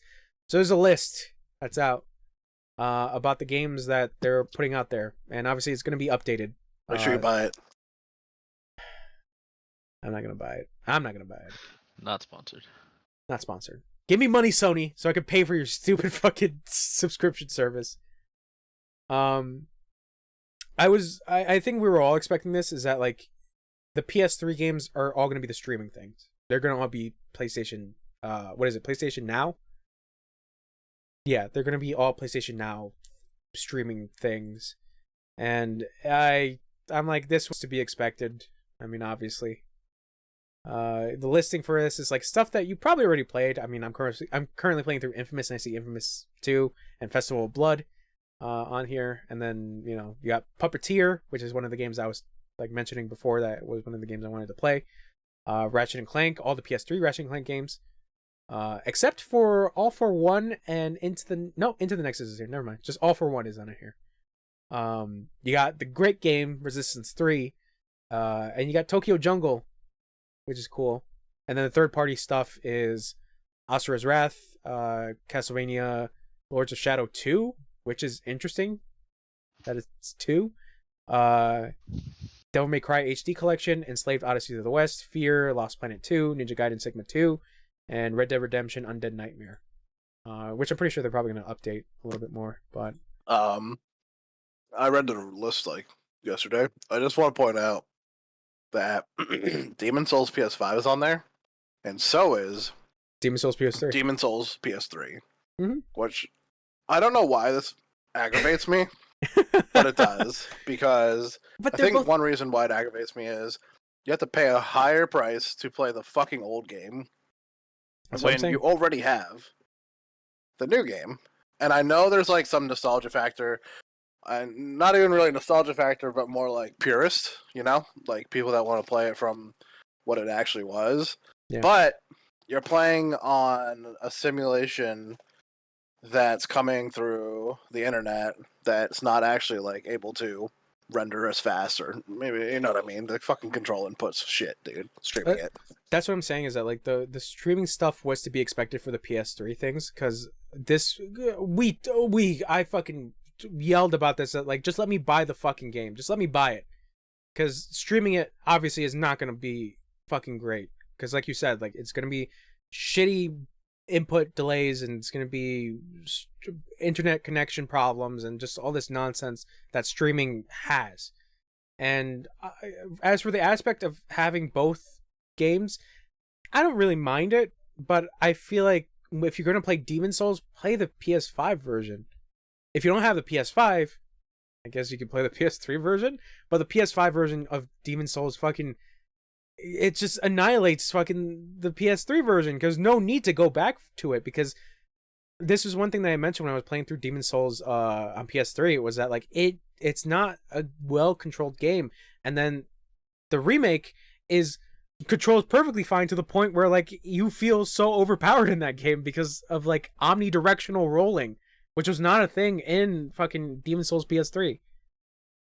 So, I don't know. Like you said, maybe it's for people who want to go back to the old game, but on a streaming service, that doesn't seem great. I mean, I think Extra is the one that's going to be the one that allows you to play the PS4, PS5 library, right? Yeah, I think that was the one. Yeah, I would probably only pay for that one. The one Yeah. where you can beat the PS4, PS5. I don't care about the time trials or anything. I don't need to play demos anymore. I like demos. That's just me. It's though. fine. Yeah. I don't think to be able to play demos is just worth an extra $20 or whatever. Yeah. Oh yeah. I mean, the listing for the games for like PS4 and PS5 is kind of okay, but this was stuff that we saw before. I don't think it's great. The PS5 stuff, I think is a little less for my case. The PS4 stuff, like, this was stuff that was already on the PlayStation Plus collection thing, right? Yep. Mm-hmm. So that's what I'm saying, is that like going to this alternate plan, they were just gonna move all that stuff on there, but you have to pay the additional fee for this shit, which is stupid. Unless you already have it saved on your Plus account, I believe. Yeah, I think that's the only thing. That's the only thing, because yeah, it's basically stuff that was on there before. Days Gone. That'd be kind of great if they took it away from everybody, because I could only imagine the complaints that would come. Oh man, there would be so much backlash. Yep. I don't know if they could do that with like specific licensing and stuff like that. There is a possibility, maybe. Everything you own, it's digital. Yeah, or it's not. on a You don't CD. own it. It always says like you don't own it. You don't own it. Yeah, Yeah. yeah. That's why I feel So they bad could they could be an asshole and do it, but would they? I hope not. Yeah, yeah. If they did that, that would be when I'd be like, all right, next system's Xbox, bro. I'm out. Next is some PC. Oh yeah, no, yeah, because I I can mean- still get Game Pass and play it on my PC. Yeah, and then not only that is like a lot of PlayStation games are coming to PC, so it's like even then the necessity for a PlayStation is not Yeah, man. Wesley's out here like, yo, get a PC. PC, bruh. PC boys. Yeah, Wesley just wants me to play League. It's okay. I got a PC for League. Don't worry. Yeah, because like I'm still looking through this listing. I read it yesterday, but like, yeah, it's just like all stuff that people already played. Like the one shitty thing is that like it's for PS4, it's Marvel Spider-Man, which is not even the PS5 remaster. No. So it's like that's bullshit, and that's the stupid thing about that specific You remaster. have the is that- PS5 Miles Morales still on the list. Yeah, Miles Morales is great and all, but the issue becomes that like that specific version of Spider-Man Remastered is stuck behind like the deluxe version of Miles Morales. There's no way of getting it separately. So that's why I feel like that's fucking stupid. But then you got classics like Shadow of the Colossus. You got That's a good one. I do like that. Shadow of the Colossus. I still gotta play that remastered It's worth a play. remake. I got stuck at the Water Monster and then watched what's his name finish it. Some guy. No, Donald Dead. Oh, Kyo. I was really bad at the water. I tried the Water Monster like 8 times, and I was like, I think I'll just go to sleep. And then, like the next day, he was doing the run, and I was like, okay, I'll just watch him do it. That's fair. I mean, yeah. So you got fucking Shadow of the Colossus, Gravity Rush. I'm playing Gravity Rush Remastered. God, I still have to beat that game, but Gravity Rush is pretty fun. Death Stranding Blue director's cut. Dragon. Death Stranding is on here. The director's cut, so you get to play the director's cut. The peak Kojima vision of director's cut. I can't wait to pay $110 to play a delivery service game. I'm so excited. It's the shit, man. When you're fucking doing the zipline shit, it's the shit. Dude, I watched you play that, and I was like, this game sucks. I know, but this is. I think I said this when I gave the review for the game. It's just like this is a game that it's a experience game. Watching it, I can imagine fucking sucks. I can imagine fucking sucks because you're watching this. You're just watching a walk game. That's all it is. You're just watching a walk game, getting from point A to point B. But when you're playing the game and learning their terrain, the specific enemies that you're gonna have to fight, how to get across the terrain, using the zip lines, using a car, using some other kind of alternate, way of getting through, it becomes super fun because you're thinking about this like kind of logically. But yeah, just watching it and me being like, here's this box that I needed to deliver. The game's definitely not as good as Farming Simulator, bro. So I gotta play Farming Simulator. I don't know. I can't say much. But yeah, like I said, is that like this list looks kind of okay, but at the same time kind of meh. But this is launch, so there's still a possibility that things will get updated. And the interesting thing is like most of the third party stuff, because there was a tweet actually that came out after this was shown that Ubisoft was like basically happy about giving a good amount of their games for this service plan. Which is interesting to say because I think it's because Ubisoft needs the money because they're not doing so well financially, so they're like, fuck it, give us money, Sony. But yeah, like Assassin's Creed Valhalla, I think Cars is... Oh no, it's not Cars. The Crew, excuse me. The Crew. Because Bro, if they gave us the Cars game. But that's what The Crew is. It's a car game. That's I thought you meant like Cars. Yeah. That's why I had to like fix Mater. My sentence. Yeah. You get Larry the Cable Guy to come in there. But yeah, I mean, Control is another one that's on there. So there you go. Final Fantasy 15 Royal Edition. Hollow Knight, I guess, is another one. Marvel's Guardian of the Galaxy. Yeah, I mean, I like that game, but if you want to pay for that subscription fee to play Marvel's Guardians of the Galaxy, it's just like, just buy the game. That's it. Buy the game. Or don't buy the game. Fuck Square Enix. Because they sold fucking, the company that made that game. So, fuck them. Buy the subscription plan, Chonch says. And then, of course, you got Naruto Shippuden Ultimate Ninja Storm 4.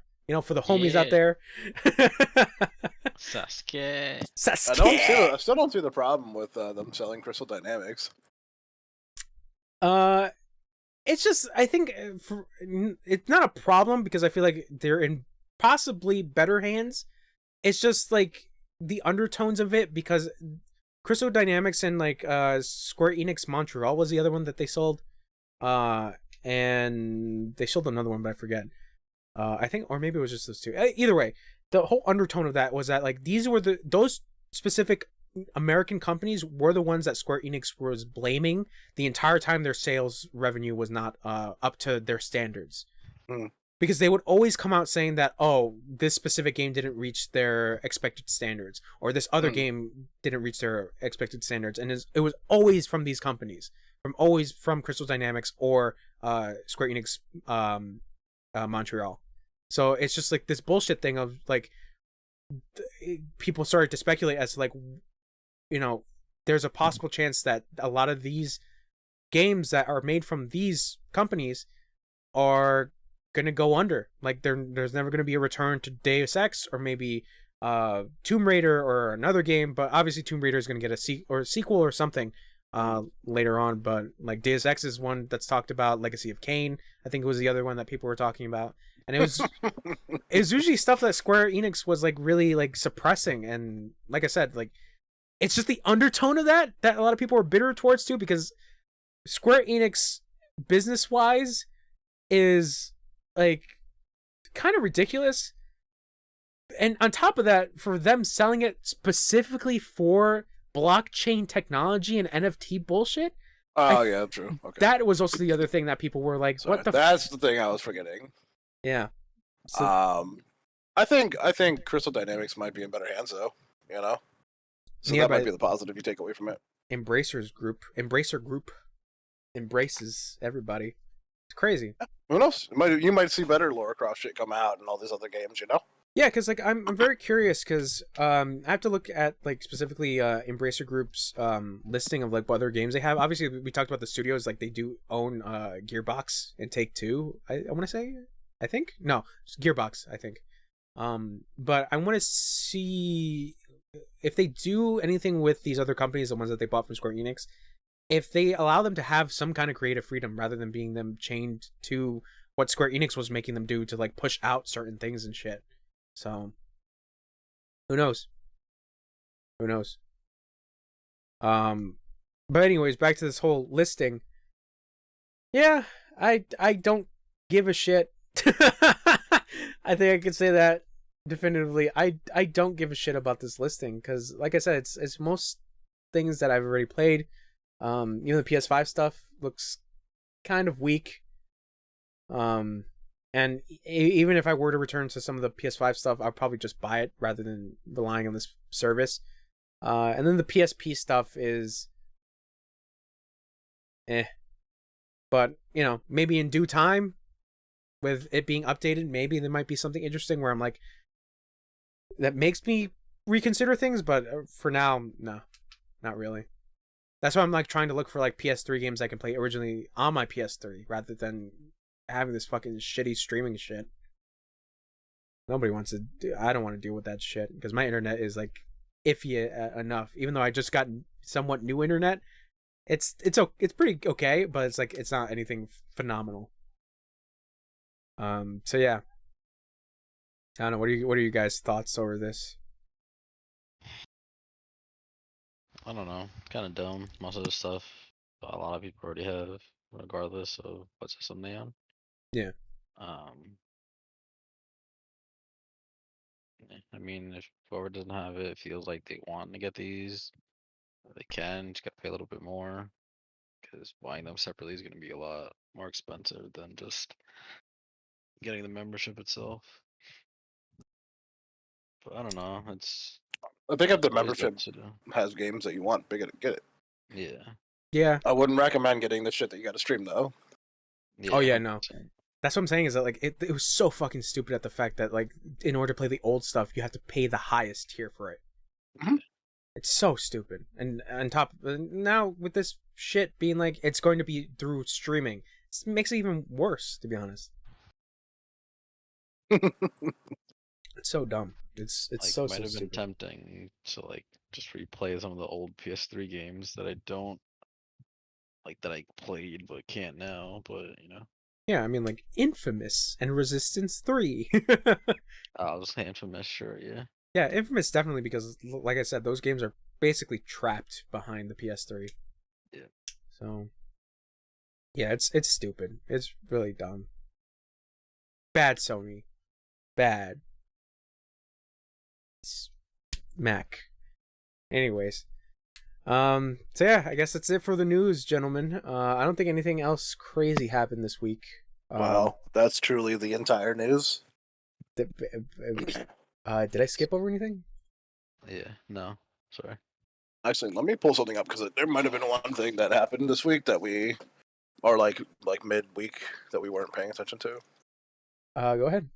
You can find it. I'm trying to see if I can find it real quick because I remember there's something. Oh man. One thing that I saw while looking at the one of the Twitter articles is that apparently what was that Star Wars game? Fallen Order? Yeah, Fallen Order is apparently getting a sequel. Yeah. Mm. Yeah. You didn't know that, bro? No. You're not in with the news? Goddamn. Yeah. It's getting a sequel. You guys played that, right? What? I haven't beaten it, but I played it, yeah. Star Wars Jedi Fallen Order. The one with the kid. I've played like maybe a full hour and a half of it. Okay, I'm probably gonna revisit that game because I did beat it, and then obviously that game has like Metroid aspects where there's like hidden stuff and shit. But on top of that, the free update for PS5. So yeah, probably gonna replay it again at some point.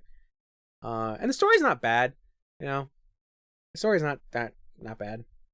I kind of enjoy it. That's the thing is that like I like the world of Star Wars, but like everything faulting to specifically Luke's story and like it's kind of bullshit. That's what I hate is that like they made such an expansive world that for some reason they always keep falling to this specific group of people, and it's so dumb. And that's why I dislike Star Wars a good amount. There you go. About Netflix laying off their employees. Oh, that I didn't see. I'm just gonna set it real quick.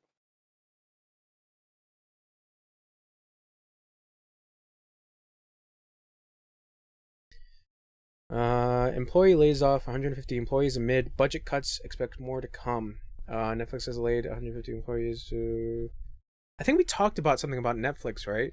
Like Yeah, with their change in services. That's right. Okay, so I guess it kind of connects into this. Netflix has laid off around 150 employees, or about 2% of its total workforce, primarily due to budget cuts and business needs. An internal email is sent to staff viewed by IGN. Netflix global head of HR, Sergio Ezama, informed employees today about the layoffs, writing these changes are especially tough as they are primarily driven by business needs, not individual performances, and no one wants to lose great colleagues. Furthermore, the email says that The email says that as Netflix continues to prioritize its biggest Turning into a opportunities, robot. yeah, as opportunities like non-English content, and amid further budget constraints due to slow revenues, employees should sadly expect some more departures in the next coming month. This is the problem. Like we talked about this. Like the whole thing about them changing subscription services is that Netflix, like, where is this money coming from Netflix that they're able to buy certain properties and make certain production series? Like this becomes the whole issue of, like, they rather put that. I understand that, you know, they are a streaming service, but that it coming before the employees is just like, that's oh my god, like, you're so constrained on the money. It's like, what are you going to do at the end of it? Eventually, Netflix is going to die off at a point.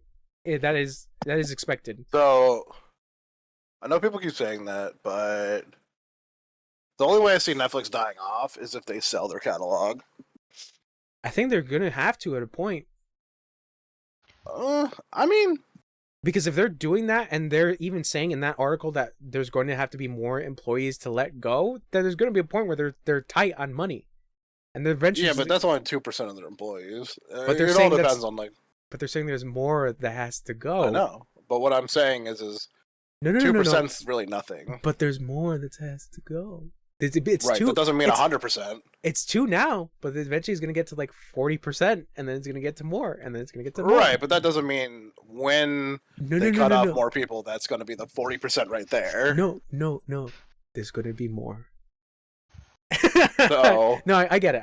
It's like right now. I think that the quality of shows are fine. I think they're just going to raise prices again, and they're going to find a way to cut people off from sharing, which, you know, aside from the part where they're laying people off, like, that's kind of sucky, but we also don't know if these are employees that are, you know, good at their job, bad at their job, blah, blah, blah, right? No. Or if it's needed through price cut. I know that's mostly speculation, though, because even in the article, according to their HR, it's saying that, you know, it's not necessarily due based on their performance. It's just whoever.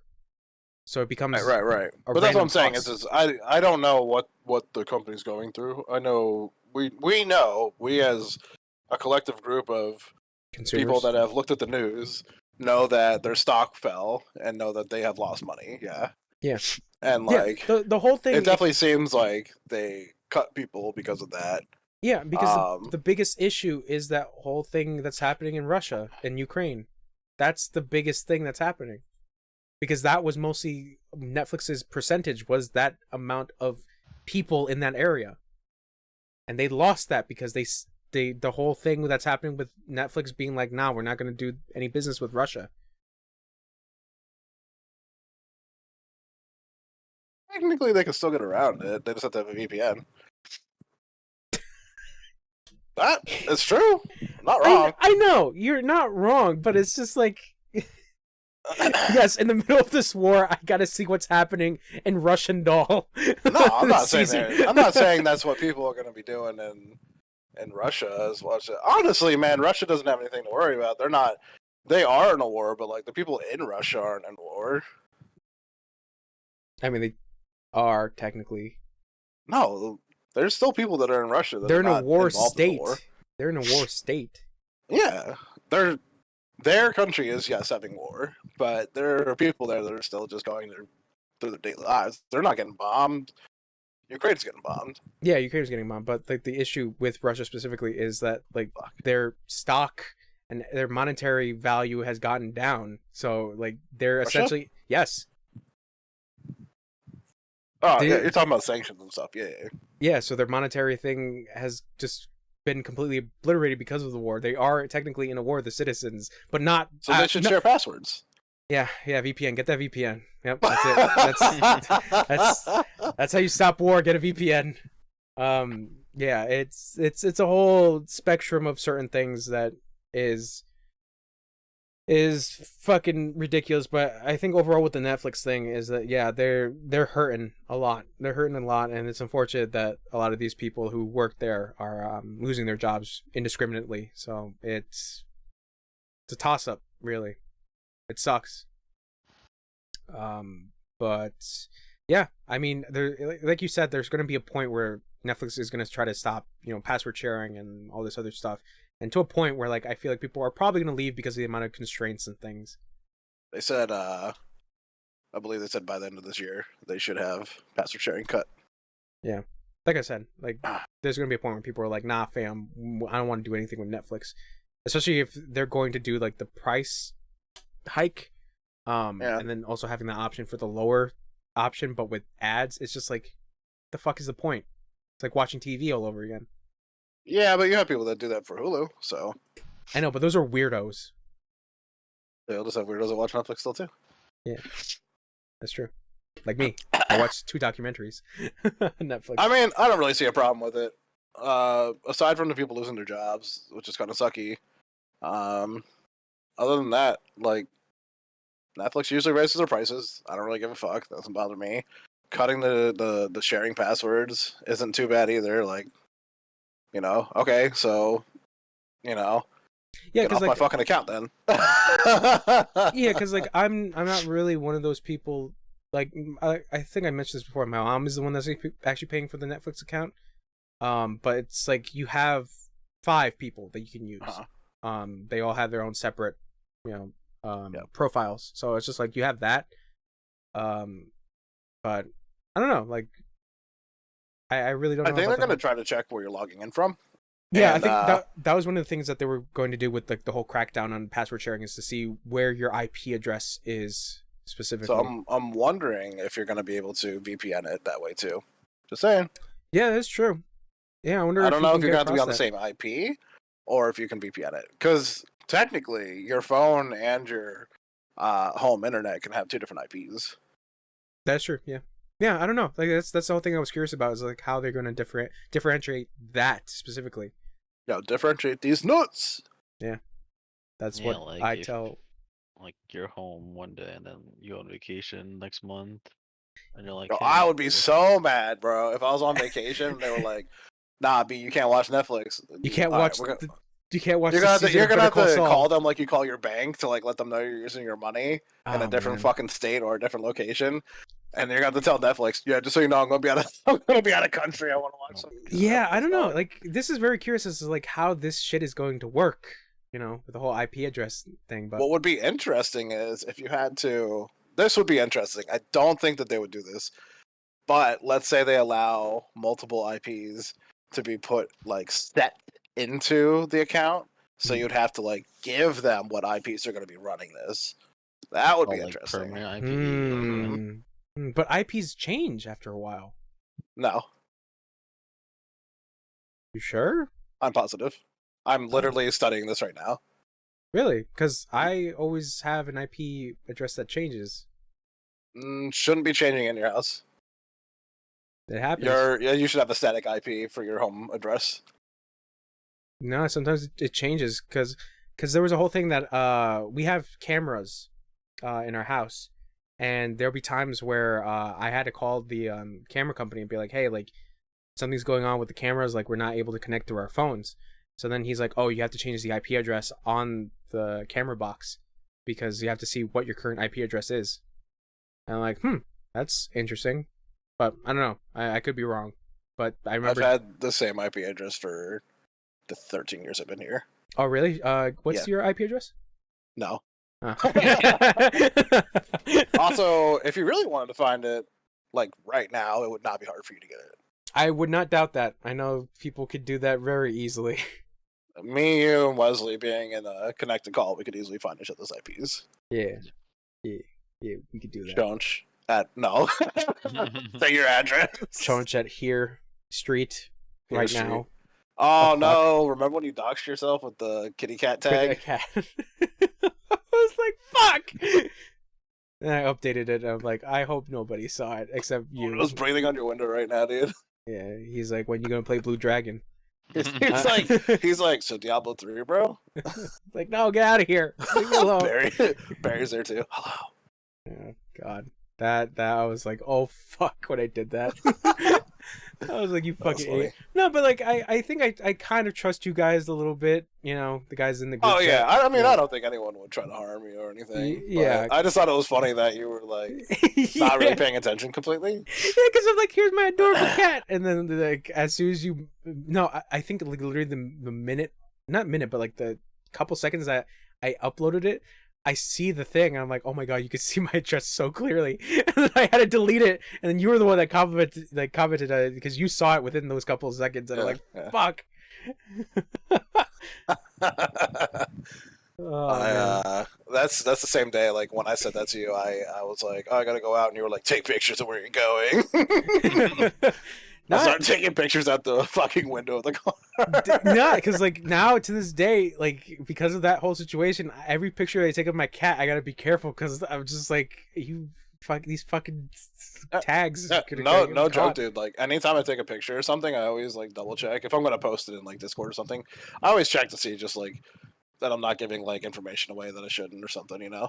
Yeah, because like that's the thing is that like I don't know how people do like live streamings with like on their phones while they're walking around like the area that they live, because it's just like, you know, if there's like a landmark or something that people can identify easily, and there are fucking people who can identify it super easy. Yeah. It's just like, oh man, There's usually what is it called?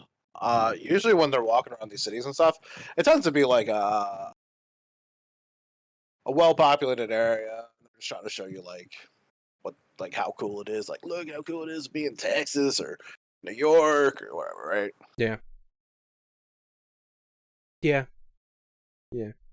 Well, I mean, I live in New York, so there you go. Some dude just walking around Wisconsin wheat fields. It's like no. I think this is the perfect example of that. Do you guys remember Ice Poseidon? Yeah. Oh, No. fucking love Ice Poseidon. Whenever he did streams of him like walking around and people would dox him and like where his location was, it's just like, what the fuck? And like live, it's just like, what the fuck? It's like, I think he also kind of like loved that type of attention though too. that is true. He was kind of just like a wild dude. he was just an attention whore. Yeah. Whore. I mean, he had fun doing it though. So Yeah, he loved it when the cops and rolled like up if you on did him watch, with like how guns. much of his stuff did you watch? Not that much. It's mostly stuff that really made him look bad. And like, Yeah, and, like, I did now- watch some of his stuff. and like for now, that. yeah, and like now with the whole crypto shit that apparently he's been doing. Uh-huh. He's been doing a crypto scam, so that's not going. That's not going Sounds well about for him right. either. Well, besides all that horrible stuff, it was really cool, like watching him like make friends and stuff with like random people. Mhm. I always enjoyed like that kind of aspect of it, where Yeah. he would just walk around and be like, "Yo, like, I don't know, do this or do this, and you know, let's chill or whatever." So it's always cool. Let me throw this pizza at you for money. Yeah, I remember when he made like someone eat like mud or something, and I was just like, "That's not like okay." But he also the guy was like, "No, I want to do it. I want to be on Ice Poseidon show," and I'm like, "Yeah, that's kind of like Fear Factor, to be fair." Yeah, Whatever. I think at a point it's just Joe like Rogan would give you a thumbs up right now. yeah, I think at a point it's just like you can't really blame the guy. You can only blame the person doing the action. Like obviously you can blame the guy for just like inciting it, but like at a point it's just like it's the other person's decision to do it. Oh, yeah. I don't know. It's But like yeah. the same thing with like people that would follow bands around in the fucking 80s and shit. And then like Yeah. do whatever the fucking band guys were like, "Hey yo, let's go do this" or whatever. I don't know, fucking trash a house or some shit.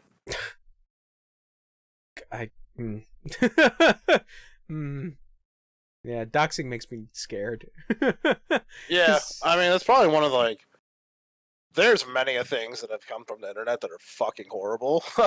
Yeah. And like that's definitely one of them, but I mean there's also a lot of great things that have come from the internet being made, you know? Yeah, like hentai and Well, I was going to go with communication Okay. a little more, but I mean, Oh. yes, I agree, 1,000%. Oh, Okay. see? There we go. So you're the only odd one out, Wesley. Fucking weirdo, not loving the hentai. No, he likes it. He's just going to fucking flirt around the edge of it. Don't worry. Yeah, he's gonna edge. Uh, He's gonna edge. Yeah, yeah, that's it for the news week. I think, Haler, you got stuff to do, right? As of right now. That's it for the news week. Wesley's going to edge by. He's gonna edge your edge. yeah, please no. All right, well, that's it for the podcast. You can't see me, but I'm waving goodbye. Yeah, thanks for hanging out with us, dirty boys, dirty controller boys. There we go. I forgot the dirty boys. Oh my god, this guy. We're the dirty boys. We're the dirty boys, and Edge and Wesley. That's disgusting. Why do you think his controllers are so dirty? Yeah. Yeah. Oh. All right. So I'm sorry, Wesley. He started it, dude. yeah, I'm sorry. Dirty Yeah, con- that doesn't mean you need to continue it. What? No, I'm forced. He's holding a metaphorical gun to my head. Haler's the guy that, like, if he sees a guy kicking a dude on the street, just on the ground, he just joins in. Obviously, if Mark Wahlberg is beating up an Asian, you should too. Oh, my God. If it's like super hot Mark Wahlberg, yeah, sure. He's got the abs. He's pull up his shirt every time he beats that poor Asian guy. You know, like, gotta join him. Got those washboard abs. I can't believe, like, what did he get? Like a year in jail or probation? I think he got probation. And like the guy tried to file another complaint, but like the court was like, nah. What a fucking. That's so fucking shitty. It was a hate crime. It was legitimately a hate crime. And then like nobody talks about that. And then I think it was like recently someone pulled this out about Mark Wahlberg, and it just like kind of died off. And then like his career. The dude, what happened was there was an Asian guy that was on set with Wahlberg, and he knew about this incident, and he said, "I don't want to work with him." And then I think they offered him more money, and he was like, "Don't worry about it, guys. I'm going to work with him." It's so dumb. It's it's super dumb. Yeah, it was a weird thing because like his career is like going strong, but you know that's him back in the day. I know there's always the whole thing of people can grow and people can change when they get older. Vibrations. Yeah, I get it. Yeah, I mean we just remember, companies don't care about you. Yeah, they only care about your brand. They care about your brand. That's it. They care about money. That's it. That's not even your brand. They care about their brand. Like Liam Neeson, where he plays old man who has to go hunt something down with gun. And then you got that interview with him being like, "Gotta find that black bastard." Yeah. And then he pisses himself. They'll still keep these guys in movies and stuff just because it doesn't hurt their image because nobody cares. Yeah. I don't know. After the whole thing with Liam Neeson, he was not in movies for a little bit. Yeah, that's what I was about to say. Like, I don't think there's anything out. There's no Taken 8 at this point. He's recently I had seen him coming up in a couple movies. Okay, recently. What was the recent thing? What recent movies? Yeah, I don't fucking know. I just had seen that his name popped up recently in like probably you know what? Do you think he's gonna make a cameo in Obi-Wan as like a flashback? Was he a character in Star Wars? No. He was Qui-Gon Jinn. Oh. He was Obi-Wan's master. I wouldn't be surprised. Again, as long as people aren't complaining about somebody, usually these companies don't really give a fuck. Sorry, my headspace is like there's a flashback where him and Obi-Wan are talking, and he tells Obi-Wan, "You have to find the black bastard." I actually don't see a break in his putting movies out. Liam Neeson? Yeah, he never had a break, so I don't think he ever got shut down from like joining in movies. He never got canceled. Oh, he was in Atlanta, the TV series. Oh, with Donald Glover as Liam Neeson. Oh, that's interesting. Oh, I wonder if they actually make a joke towards that about finding the black bastard. Oh no! There's a new movie that got announced called Thug that he's going to be in. I don't know. I'm just hoping for that Obi-Wan cameo. Sorry, where my headspace. Oh, he was in Star Wars Episode IX, Rise of Skywalker. What? When? It says he's the voice of Qui-Gon Jinn. But where? I don't know. Rise of Skywalker. It's been a while, man. I haven't watched that in a while. Yeah, but I don't fucking remember Qui-Gon Jinn being a voice. Watch it again. I don't want to watch Rise of Skywalker. That movie disappointed me already. All right, let's watch Daddy's Home 2. Yeah, I can watch Mel Gibson yell at a Jewish and his person. fucking tidy whities running around the house. God, Mel Gibson. It's so weird. There's a movie that I actually want to watch that has Mel Gibson, but I feel conflicted because Mel Gibson. It's like a movie about like writing the first Oxford dictionary. That shit. Really? Yeah. Oh, I know what you're talking about. The Genius and the Madman, I think it's called. That's on Netflix, isn't it? Yeah. Speaking of Netflix. Yeah, I'll probably watch it. I don't think Mel Gibson's gonna.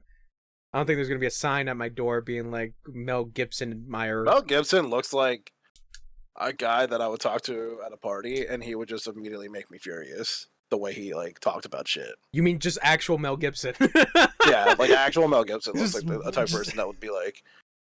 I feel like the first couple of things he would say would feel really racist. Mel Gibson. Just Mel Gibson. Doesn't like those Jews. God, it's so bad, man. So many fucking actors, man. It's kind of nuts. I'm trying to think. Was there like any like 80s action star now that has like, besides Mel Gibson, as kind of awful as Mel Gibson? Is there an actor? Yeah, now. Huh. Specifically from like the 80s when they were like super, super hot. Dude, you know who was really fucking nuts? Oh, dude, what is this guy's name? The original Ghostbusters. Dan Aykroyd? Yes, Yes. that dude's a fucking nut job. Dan Aykroyd is fucking crazy. He's crazy. Did you ever see his commercials for his vodka? No. No? Oh my god, dude. It is a fucking trip. He's selling this vodka that's sold in like a crystal skull. And he talks about how like the skull is like supposed to represent the communication to like our world and like the extraterrestrial. Like he's a super ET head. Like not he's a very large believer of aliens being real. Yes, he's extraterrestrials. He really is convinced that they're out there, but not ghosts though. No, actually, he kind of believes in ghosts. He's a whack job, man. Which is like, it's fine, I guess. He's rich, so it doesn't really matter what he does. Yeah, I mean, he's selling that vodka. He's selling. Oh, there we go. Lethal Weapon 5's getting made with Mel Gibson. What? Huh? And they have Danny Glover in it? Is he too old Boys for of this Summer, shit? I think is what you're talking about, right? Which one? Boys of Summer? The one where they're... Oh, boys, this way. Nope, that's not it. What are you... Like, I'm trying to find the thing you were talking about. Which one? Where they make the Oxford Dictionary. Oh, I'm pretty sure it's called The Madman and the Genius. Something like that sort. We can find it for real quick. That'd be Yeah, great. The Madman. I do want to watch that. I really want to watch Massive Talent, too, with Nicolas Cage. Yeah, I want to watch that too. Oh, excuse me, The Professor and the Madman. Oh, there it is, yeah. That's old. 2009. 2019, yeah. 19, excuse me. It's 2009. I'm kind of interested in it. Yeah, it is on Netflix. Okay, cool. It's got No, yeah, that's what I'm saying. I want to watch it. it's got I'll probably that watch it tonight. that Natalie Dormer who was on Game of Thrones. Natalie Dormer. Okay. Gibson was in a movie called Get the Green Go. Yeah, that was another Mel Gibson. Oh, movie. shit. Is that him? Yo, he looks fucking super young. Mel Gibson? That was 2012, yeah. Yeah. Yeah. I think that was like when he was like, because when was that incident? Well, not even an incident, but when was that thing that happened where he was like being super Where he was anti-Semitic. like, "Fuck the Jews." Yeah. When was that? Looks like he took a big ass break between 2005 and 2010. So Okay, it's probably around there. And then the resurgence of his career happened then. he reemerged in 2010 and started making movies again. He's like, now it's all right To be fair, like, hold up, he started making shit in 1977, all the way to He'll Stop 2005. That's so many years and so many films and so much money he made that he probably didn't even have to worry. Yeah. You know, he probably just was like, whatever, I'll be out for a little bit and I'll be back. No, peace. Peace. I got other shit to do. I'll be back. Yeah, It's really hard when you're a really well-known actor to lose all faith from everybody, you know? Yeah. You'd have to say some really, really fucked up shit, man. I mean, there's Johnny Depp, where his case is kind of special because of the whole defamation situation. Yeah. He got essentially blacklisted. And then But that's because somebody else said something about him. Yeah, but then did you see that thing about like Aquaman 2 that they're like paring down Amber Heard's character to not be in that many scenes? It's just like, what the fuck, dude? I don't like Aquaman. I don't give a fuck. But what about But- Aquaman 2? But no, I don't like Aquaman 2 either. But if you do like it and you don't like Amber Heard, just don't watch the fucking movie. That's how I Yeah. feel. I think I only saw like clips of Aquaman 1, and then I'm just like, oh, her character's just eye candy. That's all it is. Yeah. Yep. That's all it is. Honestly, man, I think I really do think, like, if you really don't like the behavior of this person and you really want her to not be in shit no more, Just show don't watch them it. by not seeing the fucking movie, man. Yeah. I wanted my Pirates of the Caribbean 5, but that ain't gonna happen because Disney blacklisted Johnny Depp. They're just gonna reboot Pirates. Yeah. But they had already talked about rebooting Pirates before Depp was having this issue. That is true. So weird. So, but I don't know if Depp was still an idea in the running for being Jack still. I mean, I like him. I think that he plays a good Character. Jack Sparrow. Yeah, because, I mean, Jack Sparrow. I mean, that's besides the other stuff he's been in. It's just like I feel like Jack Sparrow is the one that a lot of people go to when they talk about Johnny Depp. Yeah, he's probably his most charismatic. Charismatic. Thank you. Charismatic charisma. His charismatic. His charismatic. His charismatic. He's very caring and matic at it. But yeah, I think it's his most like It's like his most well-known role. Yeah, his that's most what I like think. draw in, right? Like the character draws you in really well. Yeah, because those movies do super well like overseas. No, but like not only that, it's just the way he portrays the character. It's really, really fucking good. When he talks like this and he's swaying around. And he says savvy. Savvy. Yeah. You got rum. Yeah. Yeah. Now all you need is a jar of sand. I need a jar of sand, a No, hat, it's a and jar of eyeliner. dirt. Oh, Is sorry. there a Jar of difference? dirt. No. In the movie, no. He says jar of dirt, but he has a jar of sand. Sorry, Wesley. We know you're a huge fan of the Pirates movies. Okay, we're sorry we got that inconsistency. All right, yeah. But all I need is the eyeliner, the hat, maybe like a little rat tail braid on the side of my face with like some little something. A feather in your hair too, dude. Yeah, and a Is feather. it in his hair or earring? I can't remember. I think it's in his hair. I think it's like Yeah. hanging down, and then like a bottle of rum, and then the jar of dirt, and say "Savvy." Dude, I loved when the original movie when he got the coin in his hand and he got stabbed at the same time. And then you can see him turn into a skeleton, and then he goes, interesting, because he gets Oh, that's stabbed and die. That's the first movie, Black Pearl, The Curse Yeah. of the Black Pearl. God, I I kind of just want to. love the way they thought, like, when all the parts are like, "Arr." I kind of want to rewatch those movies, but They're good. They're good. I didn't. It's on Disney. I didn't see. I don't have Disney. You Not don't have anymore. Disney Plus? No. It's challenge. Go to that site that I told you about. Oh yeah, I'll be going to that site. You know it. My fingers, hold on. Okay, cool. The Edge site. Okay. God. No, because like there's a part of me that just wants to go back and revisit those movies. Because yeah, I remember They were one good. being a good time, but I never watched the Fuck, what was that? Now I one? gotta go look them all up. Yeah, because there's like 4, right? Or There's a 5? more than couple. that. I There don't- is 1, 2, 3, 4, 5, 6. There's 6? Yeah. Wait, What are is the- this out? Hold on. What is this one? Oh, I don't think this is a prequel to the first Pirates of the Caribbean movie. Is this coming out? You know what? Actually, you know what I used to read when I was younger? There was a book about young Captain Jack Sparrow. I remember I read the first book, but I do not retain any memory of it. So there's a possible chance that they might use that. Dude, if they do this without depth, how? I mean, It's gonna be Orlando Bloom, baby. they'd have gonna to be use Will somebody that's Turner. not him, and that's fine. But like, it's gonna suck if they ever do like more Jack Sparrows, and I don't know. So this is a new movie, and I mean, it's called Pirates of the Caribbean: Tales of the Code Wedlocked. wedlocked. Yeah, Weird. so it's Pirates of the Caribbean: Tales of the Code: Wedlocked. What?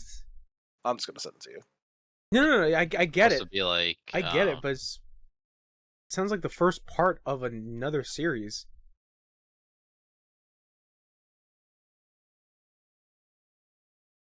talk about the code. And talking about that wedlock. But what are the movies' names?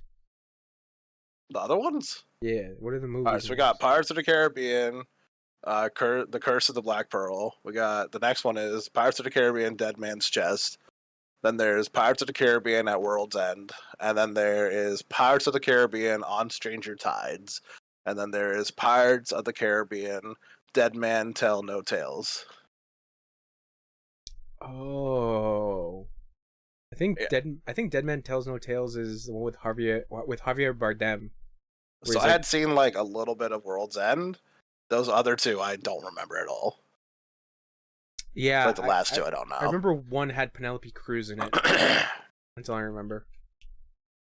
Yeah, Pirates of the Caribbean like is weird because like obviously Jack Sparrow is the legacy character, but it just feels weird that it continues on after that whole thing that happened at 3 because it felt like 3 was definitive. That's it. But nah, they just Yeah, kept... there's nothing in here that says, oh man, You cut out a little bit. oh dude. All right, so I was looking at. Wait, this is 2011. Hold up, wait, what? Starting to have revelations. Is this fucking movie out?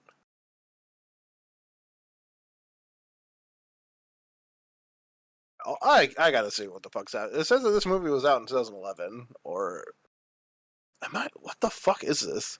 Oh, it's only 10 minutes long. What is it? It's the thing I just sent you. The Oh, is it like Caribbean Tales Code Wedlocked. It's just a shorty. Oh. Weird. Weird. Or is that a preview? I'm just gonna look at this thing right here. I don't know what it is. I'm gonna go find out. You guys ever go on the Pirates of the Caribbean ride at Disney World? No, I've never No. been to Disneyland. Is it Disney World, Disneyland? Which one's where? I think Disneyland is in California. Disneyland's California, yeah. Disney World is Florida. I've never been to either. You fucking bitch. I've been to there once, but I think it was too expensive, so we never went ever again. But I don't remember what I did there. I got signatures from Goofy and Donald, and I think that was it. So now I can forge their names and checks.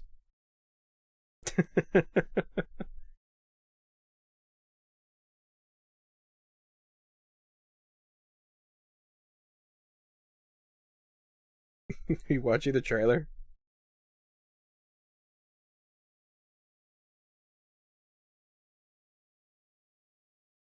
Which trailer? No, Haler. Oh. Yeah, so that's just a short little, like video. I don't know what the fuck that's for. It looks like maybe it had to do that's part of Stranger Tides because Stranger Tides came out in 2011.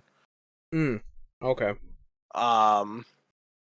And the footage in that movie is all from anything that has Johnny Depp in it is just shit that they use from older movies. It says archive footage, so it's just like things that they had. Oh, that's weird. Yeah, I'm assuming they didn't want to pay Johnny Depp to do a 10-minute YouTube video. That'd be too much money. Yeah. Probably doing all the cocaine somewhere. He's sleeping. He's sleeping. Sleeping covered in ice cream. Oh, he's sleeping with ice cream.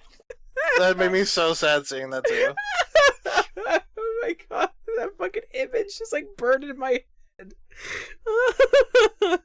No, you know what needs to be burned into your fucking mind, you piece of shit, is what's his name kissing his father or whatever, whoever the fuck or he's his coach. kissing. Yeah. Tom Brady? No, that shit's burning my head, but I Tom think Brady, gross piece of shit. recently is more the Johnny Depp man, when the ice cream hits hard. When that ice cream be hitting.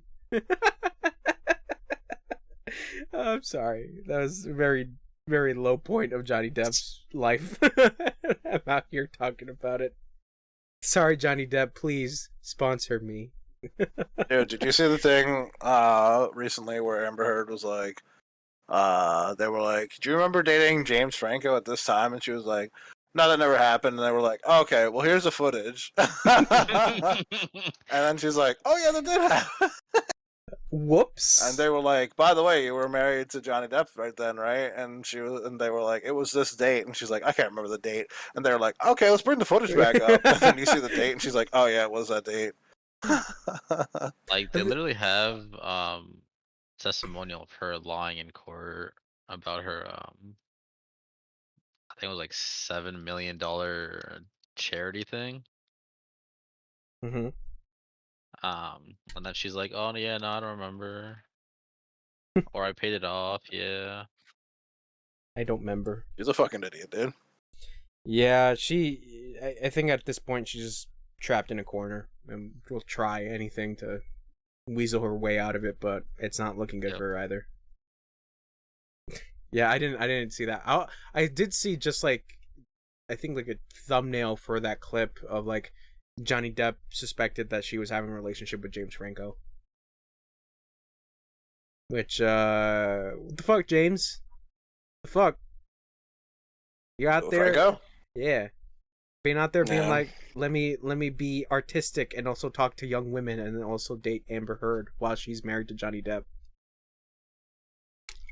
Yeah, man, like what the fuck? The fuck, James? Was he doing illegal stuff? James? Yeah, you said younger women. I don't know. Was he? Yeah, there was a weird thing where he was like interacting with like younger fans and he would like send pictures and shit. It was a little weird. The last person I remember doing that was the Nickelodeon kid. Drake. Yeah. Oh, that one. That No. one made me laugh Was- so hard, dude. But that one was pretty bad because like he got charged with endangering a minor, I think. Uh-huh. Yeah. But do you remember he went to Mexico? I don't remember that. He posted online and said, no fucking joke, dude. I remember seeing his fucking tweet because I was like, why the fuck is this guy going to Mexico? He tweeted and he was like, I'm so excited to see all my fans in Mexico. Like, at the time, I didn't know anything that was happening with him. So, like, when I saw it, I was like, I didn't know he was so big in Mexico. That's interesting. So he said that his music was huge in Mexico, so he went there. He was actually just running away so he didn't go to jail. His music is huge in Mexico. Yeah. I gotta He even ask, changed his like name to like Senor. Senor Bell. Senor. Yeah, pretty much. Like Lil Drake or something. I don't know. It was really, really fucking dumb. Holy shit! I didn't know that he ran away to Mexico. Yeah, it was wild, dude. And then like, I think like me and Mega were probably talking about it, and I was just like, I think we both came to the conclusion of like something has to be happening, but we don't know what's going on. Why is he running away so abruptly? I didn't think he was really running away. I was just like, is he okay? Like, is he like in bad mental health or But- you know? You said that you didn't know about the case previously. Like when What he about was him? yeah.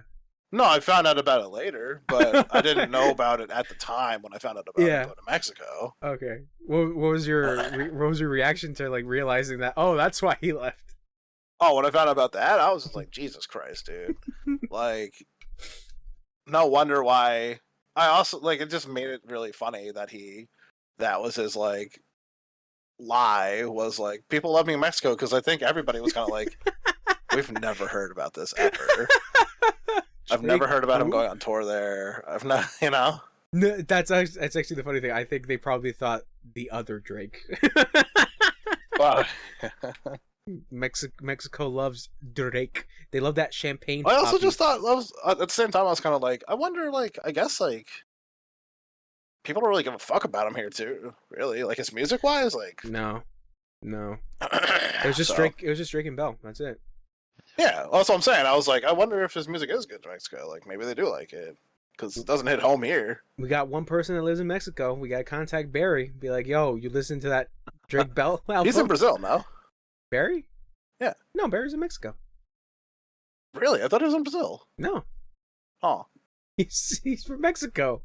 I don't remember him ever saying Mexico. I thought he always said Brazil. No, Mexico. Yeah, I don't know. I honestly don't pay attention to everybody. No, and you just made the assumption that he lives in Brazil. You're like, who cares? You're this. Wow, how ignorant of you. He could easily be like, I bet. Listen, I bet. The difference is that Mexico loves Drake Bell and Brazil doesn't. He could be like, I bet Haler lives in Texas with his ketchup bottles and his holsters and you know, Twinkies. like, Yeah. You know what I'm saying? Like, Yeah. And we love. And I'll just be like, all right, yeah, that's fair. America is just a big Texas. America's a big Texas. All right, we're gonna play League of Legends. Yeah, I think we're calling for this podcast. Thanks for hanging us. What? What? Whoa! What Excuse a me. fucking horrible way to fuck up your wording. Thanks for real though. Sorry, I'm trying to like process this. But because like I was so focused on like saying the name of the podcast, but then I just. You know what? Fuck it. All right, we're done. We're the dirty controller boys. We're out. Like, so dumb. No, you love it, Wesley. You love it. Stupid. You love it. What are you talking about? I'm sorry. We're the dudes. Shut up, Wesley.